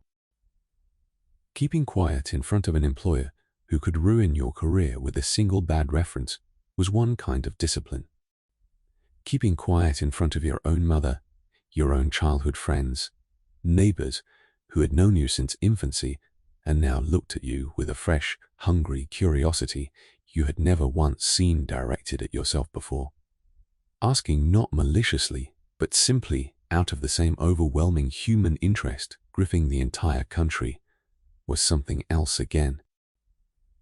Ernest found himself, for the first time in his working life, having to actively manage his own family's expectations, rather than simply following an employer's rule, explaining to his father over a Sunday dinner that he simply could not discuss what happened at the fort, watching the slight disappointment in his father's face. A man who had spent his own career quietly serving the same crown estate and understood, better than most, exactly what Ernest's silence was costing him, and exactly why he was maintaining it anyway. The broader picture that emerges from accounts of household staff across Edward's various residences during this same fortnight shows a domestic service class suddenly and unexpectedly thrust into a strange kind of local celebrity, ordinary working people whose employment, previously an unremarkable fact of village life, had become, almost overnight, a subject of intense outside fascination. Some servants at other great houses connected to the story reportedly did sell fragments of information to the press during this period, a temptation made considerably sharper by wages that, across domestic service generally, remained modest even by the standards of the 1930 seconds. Ernest never did, and by his own later account felt no real pull toward doing so, though he understood perfectly well, watching neighbors accept newspaper money for considerably less proximity to the story than he himself possessed, exactly how much his own silence was actually worth to the people willing to pay for it. But the departure of the 3rd of December, meanwhile, was only the opening of the household's hardest week, because a nation still had to reach a final decision, and the king, who would either make it or have it made for him now, had to reach that decision largely alone inside a house suddenly far quieter than it had been in years. If you imagine the final days before a great historical event, you probably imagine motion, meetings, activity visible even to household staff moving briskly through corridors on urgent errands. The days between the 3rd and the 10th of December at Fort Belvedere were, from where Ernest stood, considerably stranger than that, a household caught in a kind of suspended waiting, formally still functioning, meals still served, fires still lit, and yet unmistakably holding its breath around a king whose decision everyone below stairs now understood without needing to be told, was going to determine not only his own future, but theirs. The legal and political maneuvering continued at a considerable pace, even while the household itself sat quiet. On the 7th of December, Edward learned that Wallace's own solicitor, a man named Theodore Goddard, intended to fly to the south of France to see her directly, and the king, fearing what that visit might mean for Wallace's resolve, summoned Goddard to the fort and personally forbade the journey, since Goddard went straight from that meeting to Downing Street, where Baldwin himself arranged a government aircraft to fly him south regardless. Goddard's actual purpose, once he reached Cannes, was to warn Wallace that a legal challenge to her own divorce, mounted by a private citizen acting, it was widely suspected, with quiet establishment encouragement, stood a real chance of succeeding. Plank. A development that would have made any marriage to Edward not merely politically impossible, but legally void as well. Wallace, hearing this, telephoned the king directly to say she was prepared to withdraw from the entire situation and release him from any obligation toward her. A call Edward answered, by his own later account, with a simple final statement that it no longer mattered, that his decision had already been made regardless of anything she now offered to sacrifice. Ernest experienced this week mostly through its silences rather than its incidents, since none of the legal drama playing out between Cannes and Downing Street passed visibly through the rooms he served. What he noticed instead was a king who had grown noticeably quieter than even the anxious, distracted man of the preceding weeks, spending long stretches of each day alone in his study with the telephone, emerging for meals he ate without any real appetite, and treating the household staff around him with a gentleness that Ernest, in hindsight, came to recognize as the particular tenderness of a man saying a long, unspoken goodbye to an entire way of life without yet being ready to say so out loud. He remembers being thanked, quietly and specifically, for some entirely ordinary piece of table service that week, a small kindness so unlike the king's usual brisk manner that Ernest noted it immediately as further evidence alongside everything else he had quietly catalogued that autumn, that the household he had served for 4 years was standing at the very edge of something it was not going to survive intact. The wider context historians have reconstructed from this final week makes plain just how narrow Edward's remaining options truly were by this point. Baldwin had made clear that neither marriage nor morganatic marriage commanded meaningful support anywhere in government, in the dominions or in the country at large, and the king's own attempt to appeal directly to the public, a plan he discussed urgently with Winston Churchill and the press proprietor Lord Beaverbrook in these same days, was blocked outright by Baldwin on the grounds that a reigning sovereign could not address his people, except through his minister's advice, a constitutional principle Edward had apparently hoped, until that exact moment, might somehow bend for him the way so many other rules already had. It did not bend, and somewhere in the quiet hours of that final week, standing at his study window, looking out over the grounds he had spent 7 years shaping into the one place that had ever fully belonged to him, Edward finally arrived at the only door still open to him. The smell alone would tell you something was different that week. Wood smoke and wet wool, and underneath it, the particular sharp tension of a household running on too little sleep, because the siege outside the gates that had begun on the 3rd of December never really lifted, and keeping it out became for a handful of days as much a part of Ernest's job as anything happening inside the dining room. Reporters and photographers, having discovered exactly where the story's center of gravity actually sat, established something close to a permanent camp along the public road nearest the fort's boundary, and while the deep acreage of Windsor Great Park still kept them well back from the house itself. Ernest's own father among them increased sharply overnight. Extra men were brought in to walk the perimeter.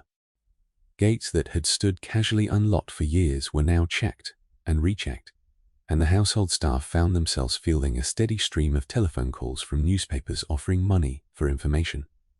Calls the butler instructed every servant to simply decline without comment and pass along to him directly. Policy Ernest followed to the letter on the 2 occasions. Such a call reached him personally, hanging up without a word, beyond a polite refusal, precisely as he had been trained to do since his very first week in service.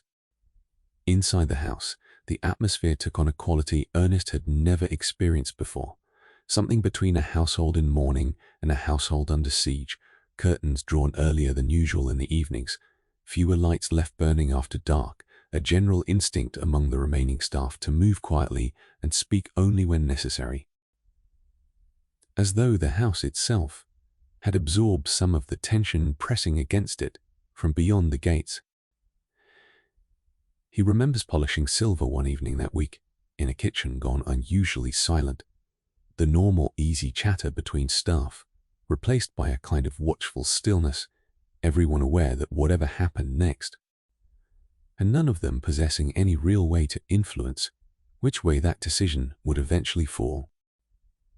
The broader picture, as biographers have since reconstructed it from the testimony of people close to the king during these final days, shows an institution straining to maintain its ordinary rhythms under real and mounting pressure. A domestic staff, trained across years to manage discretion round a private romance, now finding that same discretion tested by the full weight of international press attention, government surveillance, and a public appetite for detail that no amount of household training had ever anticipated needing to withstand. Ernest, like every other servant remaining at the fort that week, simply kept doing his job as trained, and it is worth noting, watching him do it, that the same unglamorous professional discipline that had protected a quiet, private romance for 4 uneventful years turned out to be exactly the discipline needed to hold a household together through its most dangerous and most public week. Close your eyes for a moment and consider what an ordinary Thursday morning at the fort had looked like only a year earlier. Breakfast trays, fresh flowers cut from the grounds, a king planning an afternoon of clearing brush with his guests. The Thursday that actually mattered, the 10th of December 1936, looks nothing like that at all. And Ernest, along with every other member of the household staff still in residence, understood from the moment 3 unfamiliar cars came up the drive together that morning exactly what they were about to witness.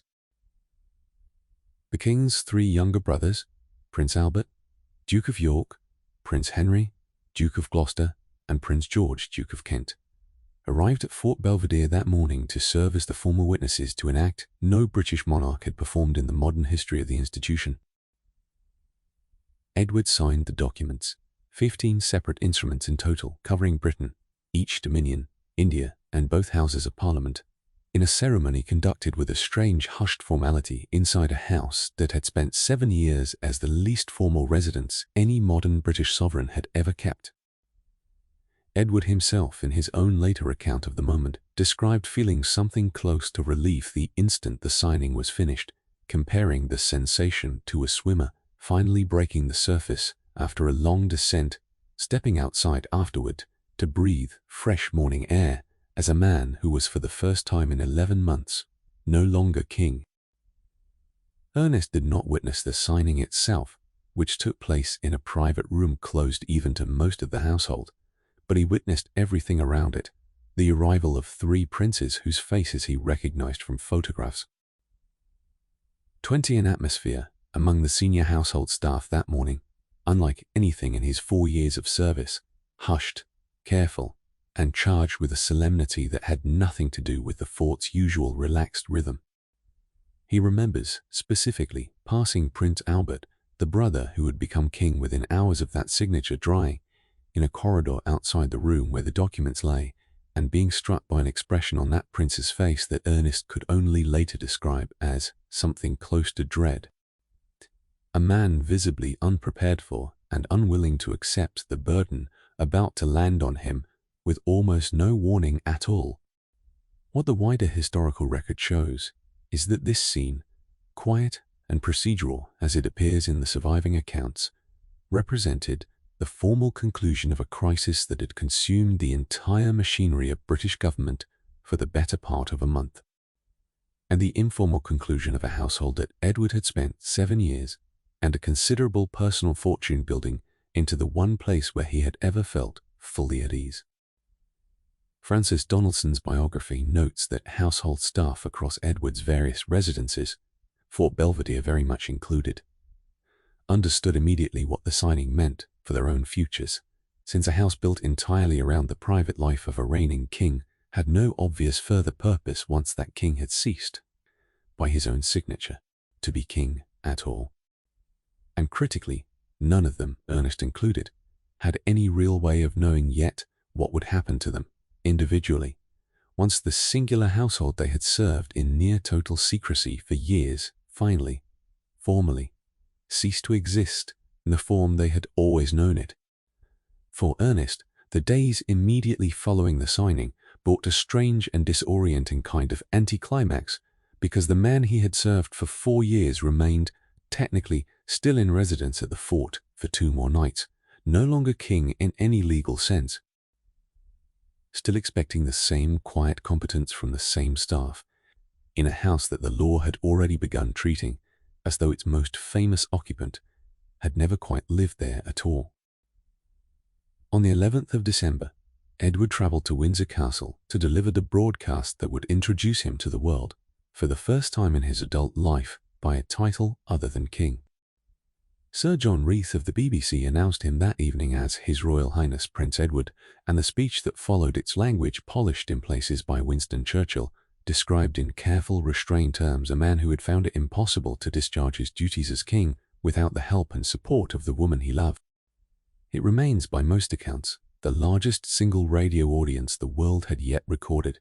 Millions of listeners across Britain and far beyond gathered around wireless sets to hear a monarch explain, in a voice historians have since described as remarkably composed given the circumstances, why he was choosing to walk away from the only role he had spent his entire life being trained to occupy.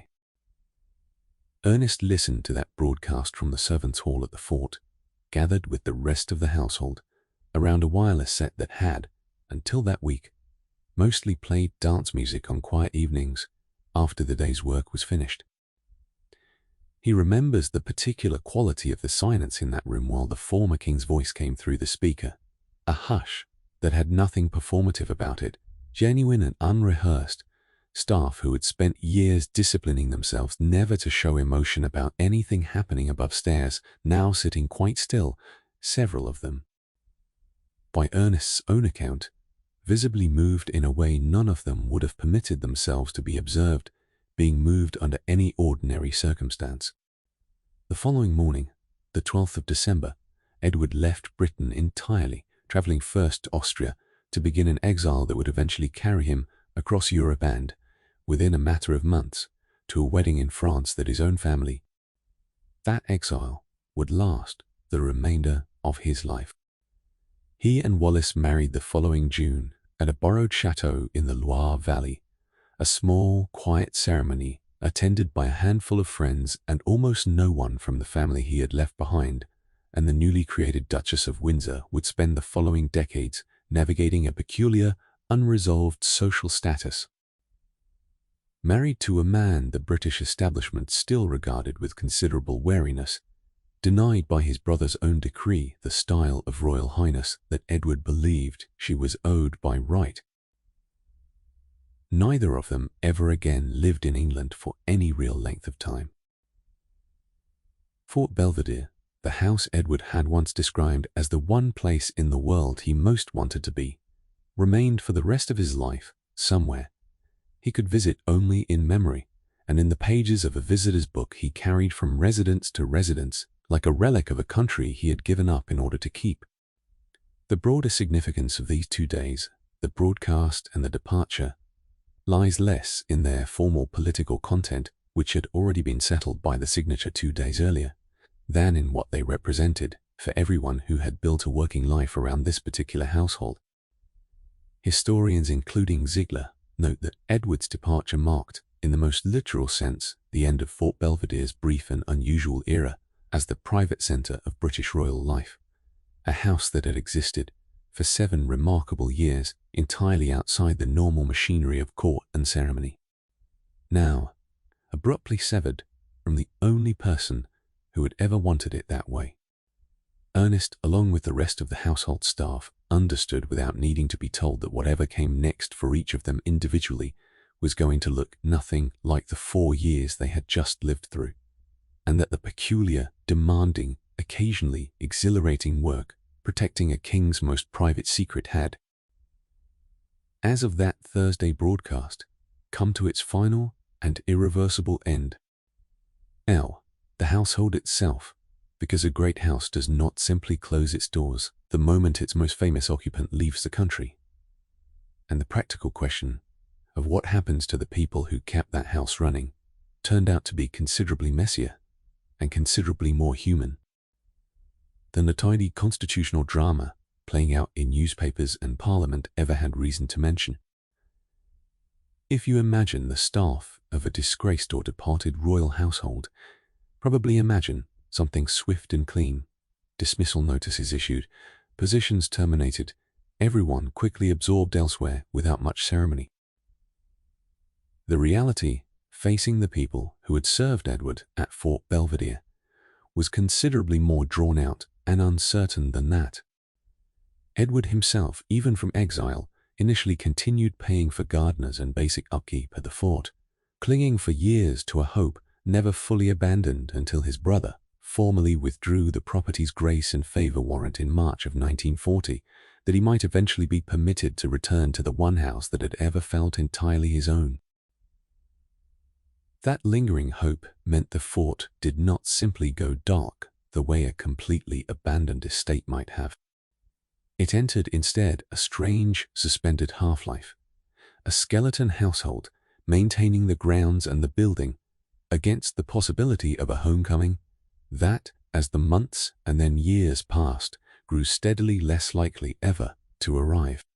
For the larger staff who had served the household at full strength through the crisis years, this suspended state meant considerably reduced need for footmen, housemaids, and kitchen staff of Ernest's own rank, and most were let go within weeks of the abdication, carrying with them character references that, whatever else they said, could never quite explain to a prospective employer the particular and extraordinary nature of the service those references actually described. Some found positions in other great houses, trading on the genuine demonstrable competence the fort's demanding standards had built into them. Regardless of the unusual circumstances the competence had been exercised under.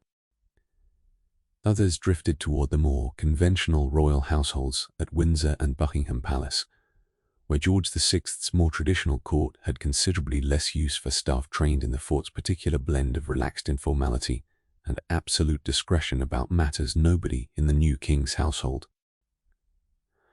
Ernest's own path led him within a year of the abdication into a position at a large country house in Berkshire, not far from the park where he had grown up, work that felt, by his own later account, almost aggressively ordinary after 4 years spent quietly managing the private life of a king.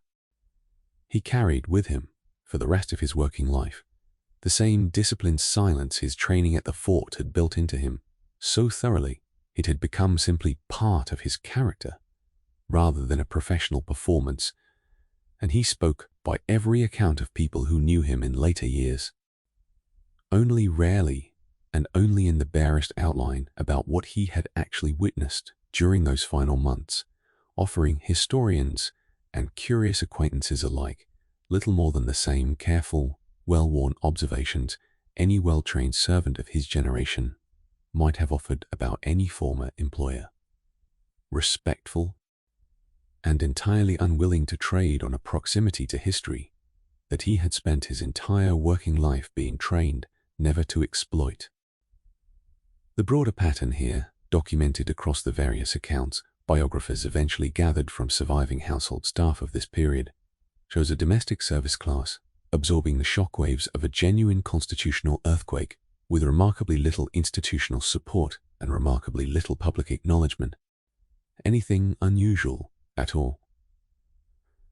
Nobody organized a formal accounting of what happened to Fort Belvedere's dispersed staff. No government inquiry considered their working conditions or their futures. They simply scattered the way servants of a suddenly diminished or transformed household always had scattered for centuries before them, each carrying forward whatever private knowledge and private memory the experience had left them with, largely unrecorded, mostly unasked about, and gradually dying without ever having told most of what they knew to anyone who thought to write it down in time. There is one more piece of this story worth telling before we step back from it entirely, and it concerns the house itself rather than any of the people who passed through it, because Fort Belvedere's own fate after December of 1936 turned out to be almost as strange in its quiet way as the events that had made it briefly the most consequential private address in the British Empire. For nearly 4 years after the abdication, the house sat in that suspended half-life already described. Gardens tended, rooms aired, a small skeleton staff maintaining it against the possibility of Edward's return, a possibility Edward himself continued, at least on paper, to pay toward. That arrangement ended formally in March of 1940, when George VI, dealing by then with a war that had rendered questions of his brother's old country retreat almost trivial by comparison, declined to renew the grace and favour warrant that had let Edward hold the property in the first place. The house passed out of the Windsor family's hands and into a long, quieter afterlife as a private and then institutional residence, its swimming pool and its rock garden and its battlements gradually settling into the ordinary rhythms of owners who had no particular reason to advertise what had happened there. A house that had briefly been the epicenter of a constitutional earthquake becoming, in time, simply a distinctive old property tucked inside Windsor Great Park, visited occasionally by historians and largely unknown to the millions of people who drive past the Great Park's outer boundaries. That quiet afterlife stands in useful contrast to the 2 small islands where we began this evening, the ones currently listed for auction near Staines, their own claimed connection to this story resting on considerably thinner evidence than anything Fort Belvedere's own well-documented record can offer. Perhaps Edward and Wallace did once cross that footbridge for an afternoon together in the early undocumented years before the relationship became a matter of household record and government surveillance. Perhaps the guidebook writer who first attached that story to the ruin was simply repeating a piece of local legend that had grown up around a pretty secluded spot on the river, the way such legends often attach themselves to unremarkable places simply because a good story needs somewhere to live. Either way, the honest answer is that we cannot know, and a channel built on the promise of the real version of history owes you that admission rather than a confident assertion it cannot actually support. What we can know, with the kind of documentary certainty that a single guidebook sentence will never provide, is what happened in the woods near Sunningdale, in a house George V once dismissed as a queer old place and his eldest son transformed into the one home. We know it from cabinet papers and diaries. from the testimony biographers gathered from people who lived through it, and from the plain, patient work of historians who spent decades separating what could be verified from what could only be guessed at. That is where the real Hideaway stood, and that is where a household of ordinary working people, footmen and housemaids and gamekeepers' sons, quietly kept the secret that would eventually reshape an empire. Step back now from the individual rooms and the individual months, from the wine cellar and the telephone room, the drawing room, where three princes once gathered to witness a signature, and a handful of patterns begin to emerge from this story that reach considerably further than Fort Belvedere's particular walls. The first pattern is that secrecy of this kind was never a passive condition. It was labor, skilled and constant, performed by people who received no formal training manual for it and no public credit when they succeeded. Ernest Judd did not simply happen to keep quiet about what he witnessed at the fort. He was taught to keep quiet, tested on his ability to do so, and held to that standard under threat of a consequence, the loss of any future character reference, severe enough to make the lesson permanent. Every gamekeeper who let a stranger's car pass unremarked, every housemaid who delivered morning tea to an unmarried woman's suite with total outward composure, every exchange operator who connected a call without commenting on who was speaking, was performing a specific, demanding kind of professional discipline. One This channel has spent considerable time watching people perform across many different centuries and many different bodies. The particular discipline changes from era to era. The underlying pattern, ordinary people managing a secret of enormous consequence through nothing more dramatic than consistent, careful behavior, day after day, does not.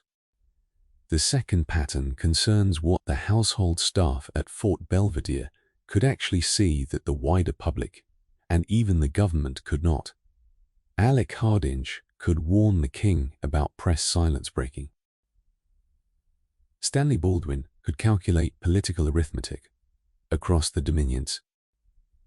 But it was Ernest, dusting an unopened red box, who first registered, in the most literal physical sense, that this king's attention had begun drifting away from the actual work of governing.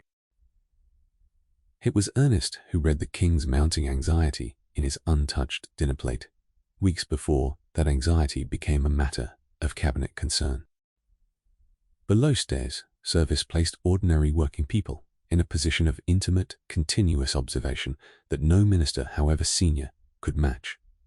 And the historical record we have inherited, built substantially from diaries and later interviews with exactly these kinds of household witnesses, exists only because a handful of these observers eventually spoke, however carefully and however late, to biographers willing to ask them what they had seen.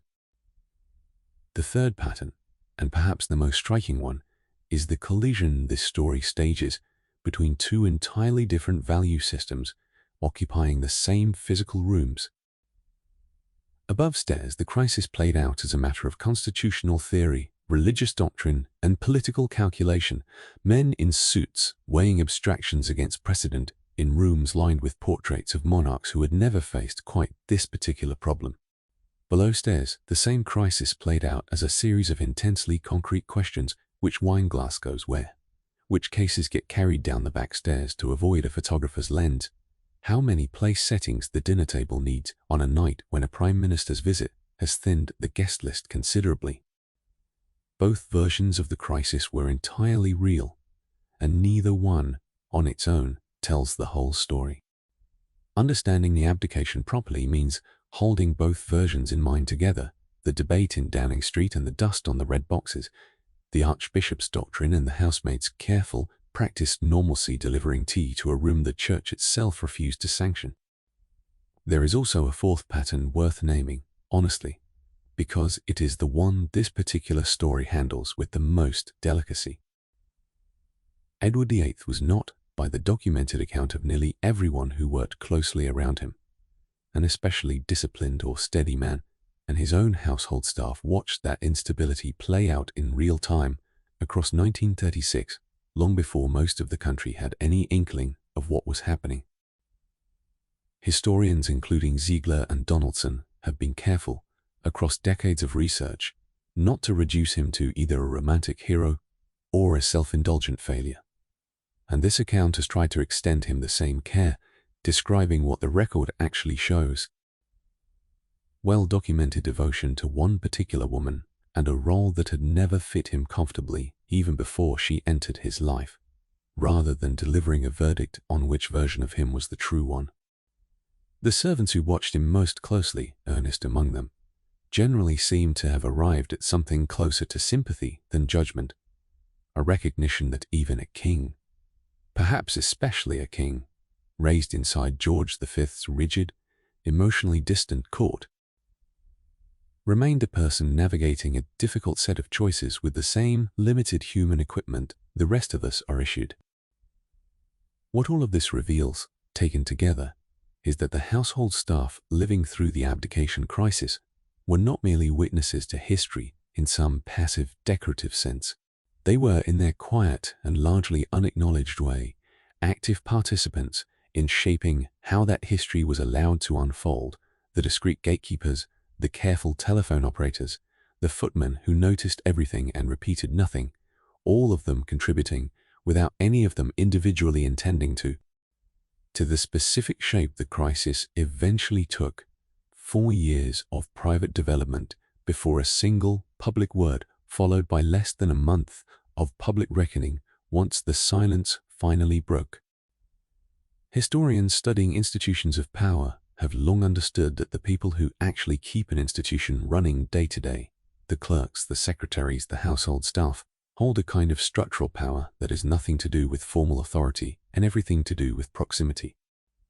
Without ever holding a single vote or a single seat in Parliament, quietly shape the conditions under which one of the most consequential decisions in the history of the British monarchy was finally made.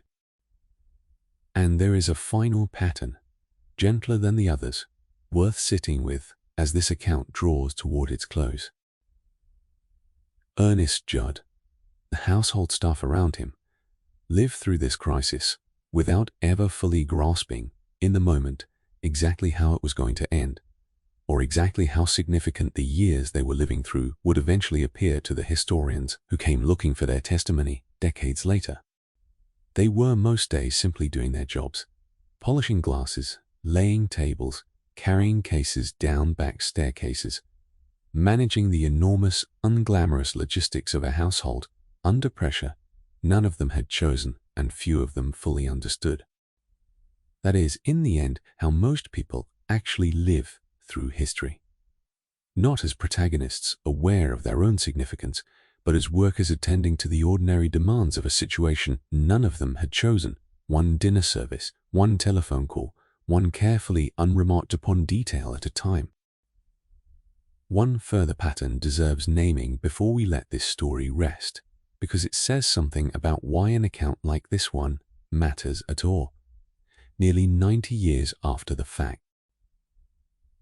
The formal history of the abdication has been told and retold through the words of the people, the era considered important enough to quote kings, prime ministers, archbishops. Their words survive in Hansard, in cabinet minutes, in memoirs written for publication and shaped, consciously or not, by an awareness of how posterity would judge them. The below-stairs version of this same history survives far more thinly in scattered interviews conducted decades later, in general social history rather than named testimony. The patient reconstructive work of historians willing to treat a footman's likely experience as worth imagining carefully, rather than dismissing, as unknowable. Both versions are true. Only one of them has, until relatively recently, been considered worth the trouble of telling in any detail at all. Return, for a moment, to where this evening began. The mist over the Thames near Staines, the willow trees, the estate agent's board advertising 2 small islands for a little over £1.5 million, the low ruined walls on Hollyhock Island that local guidebooks call the Nest. It is still a lovely image. It has not stopped being lovely simply because we have spent the better part of 2 hours establishing that its connection to Edward and Wallace rests on evidence too thin to build an entire story upon. Perhaps something did happen on that island once. An afternoon nobody wrote down, a crossing nobody photographed. History is full of true things that left no paper trail at all, and the absence of documentation is never quite the same as proof that nothing occurred. What we can say with confidence is only this, that the island's claim to this story is modest, a single guidebook sentence, repeated and amplified by decades of retelling, while 20 miles upriver an entire documented world was quietly doing the work that actually shaped the outcome. That world looked, from the outside, almost absurdly ordinary. A rambling, oddly shaped house inside a royal deer park, a swimming pool where a lily pond had been, a rock garden fed by water carried from a nearby lake, a dinner table set most weekends for guests who came expecting good company and good sport rather than a front row seat to a constitutional crisis. You are looking, now, at a king who mowed his own hay, who wandered into his own kitchen passage looking for a cold drink rather than ringing a bell, who left state papers unopened on side tables for days at a stretch while a government waited, with mounting alarm, for him to attend to the actual business of his crown. You are looking at a woman who had, by the middle of 1935, taken over the running of that entire household without ever holding a single formal title inside it, choosing menus and livery and wine with the confident authority of a mistress the law refused to recognize as one. And you are looking, behind them both, at a household of ordinary working people, a footman who had grown up 2 miles from the gates he now passed through in livery, gamekeepers who let cars through without comment, housemaids who delivered morning tea with a composure that cost them something every single day to maintain, all of them holding, collectively and mostly wordlessly, a secret large enough to eventually reshape an empire. Ernest Judd carried that particular weight for 4 years without ever once, so far as any surviving record shows, betraying it to a single person outside the walls that held it. He watched a king fall in love in a way his own biographers would later describe as something close to helpless dependency. He watched that same king grow visibly thinner, visibly more distracted, visibly less capable of separating his private happiness from his public obligations as 1936 wore on. He carried dinner plates past a prime minister whose silence at the table said more than any of his careful diplomatic language ever could. He helped pack cases down a back staircase on the 3rd of December, avoiding windows that photographers had turned into a kind of siege line. And he stood in a servants' hall 8 days later, listening to a former king's voice come through a wireless set, describing in careful, restrained language exactly the choice Ernest had watched him arrive at. Slowly and painfully, across the whole of that autumn, none of what Ernest witnessed made him a historical figure in his own right. He does not appear by name in Ziegler's biography or in Donaldson's, not because his testimony lacked value, but because the entire system he worked inside was built, quite deliberately, to keep people exactly like him out of the record, invisible in service to a family whose visibility depended entirely. What we know of people in Ernest's position comes to us mostly in outline. General testimony about below-stairs life during this period, gathered by historians willing to ask the right questions of the right elderly witnesses before those witnesses were gone. General patterns pieced together from diaries kept by the slightly more senior men and women whose social position allowed them to leave a written record at all.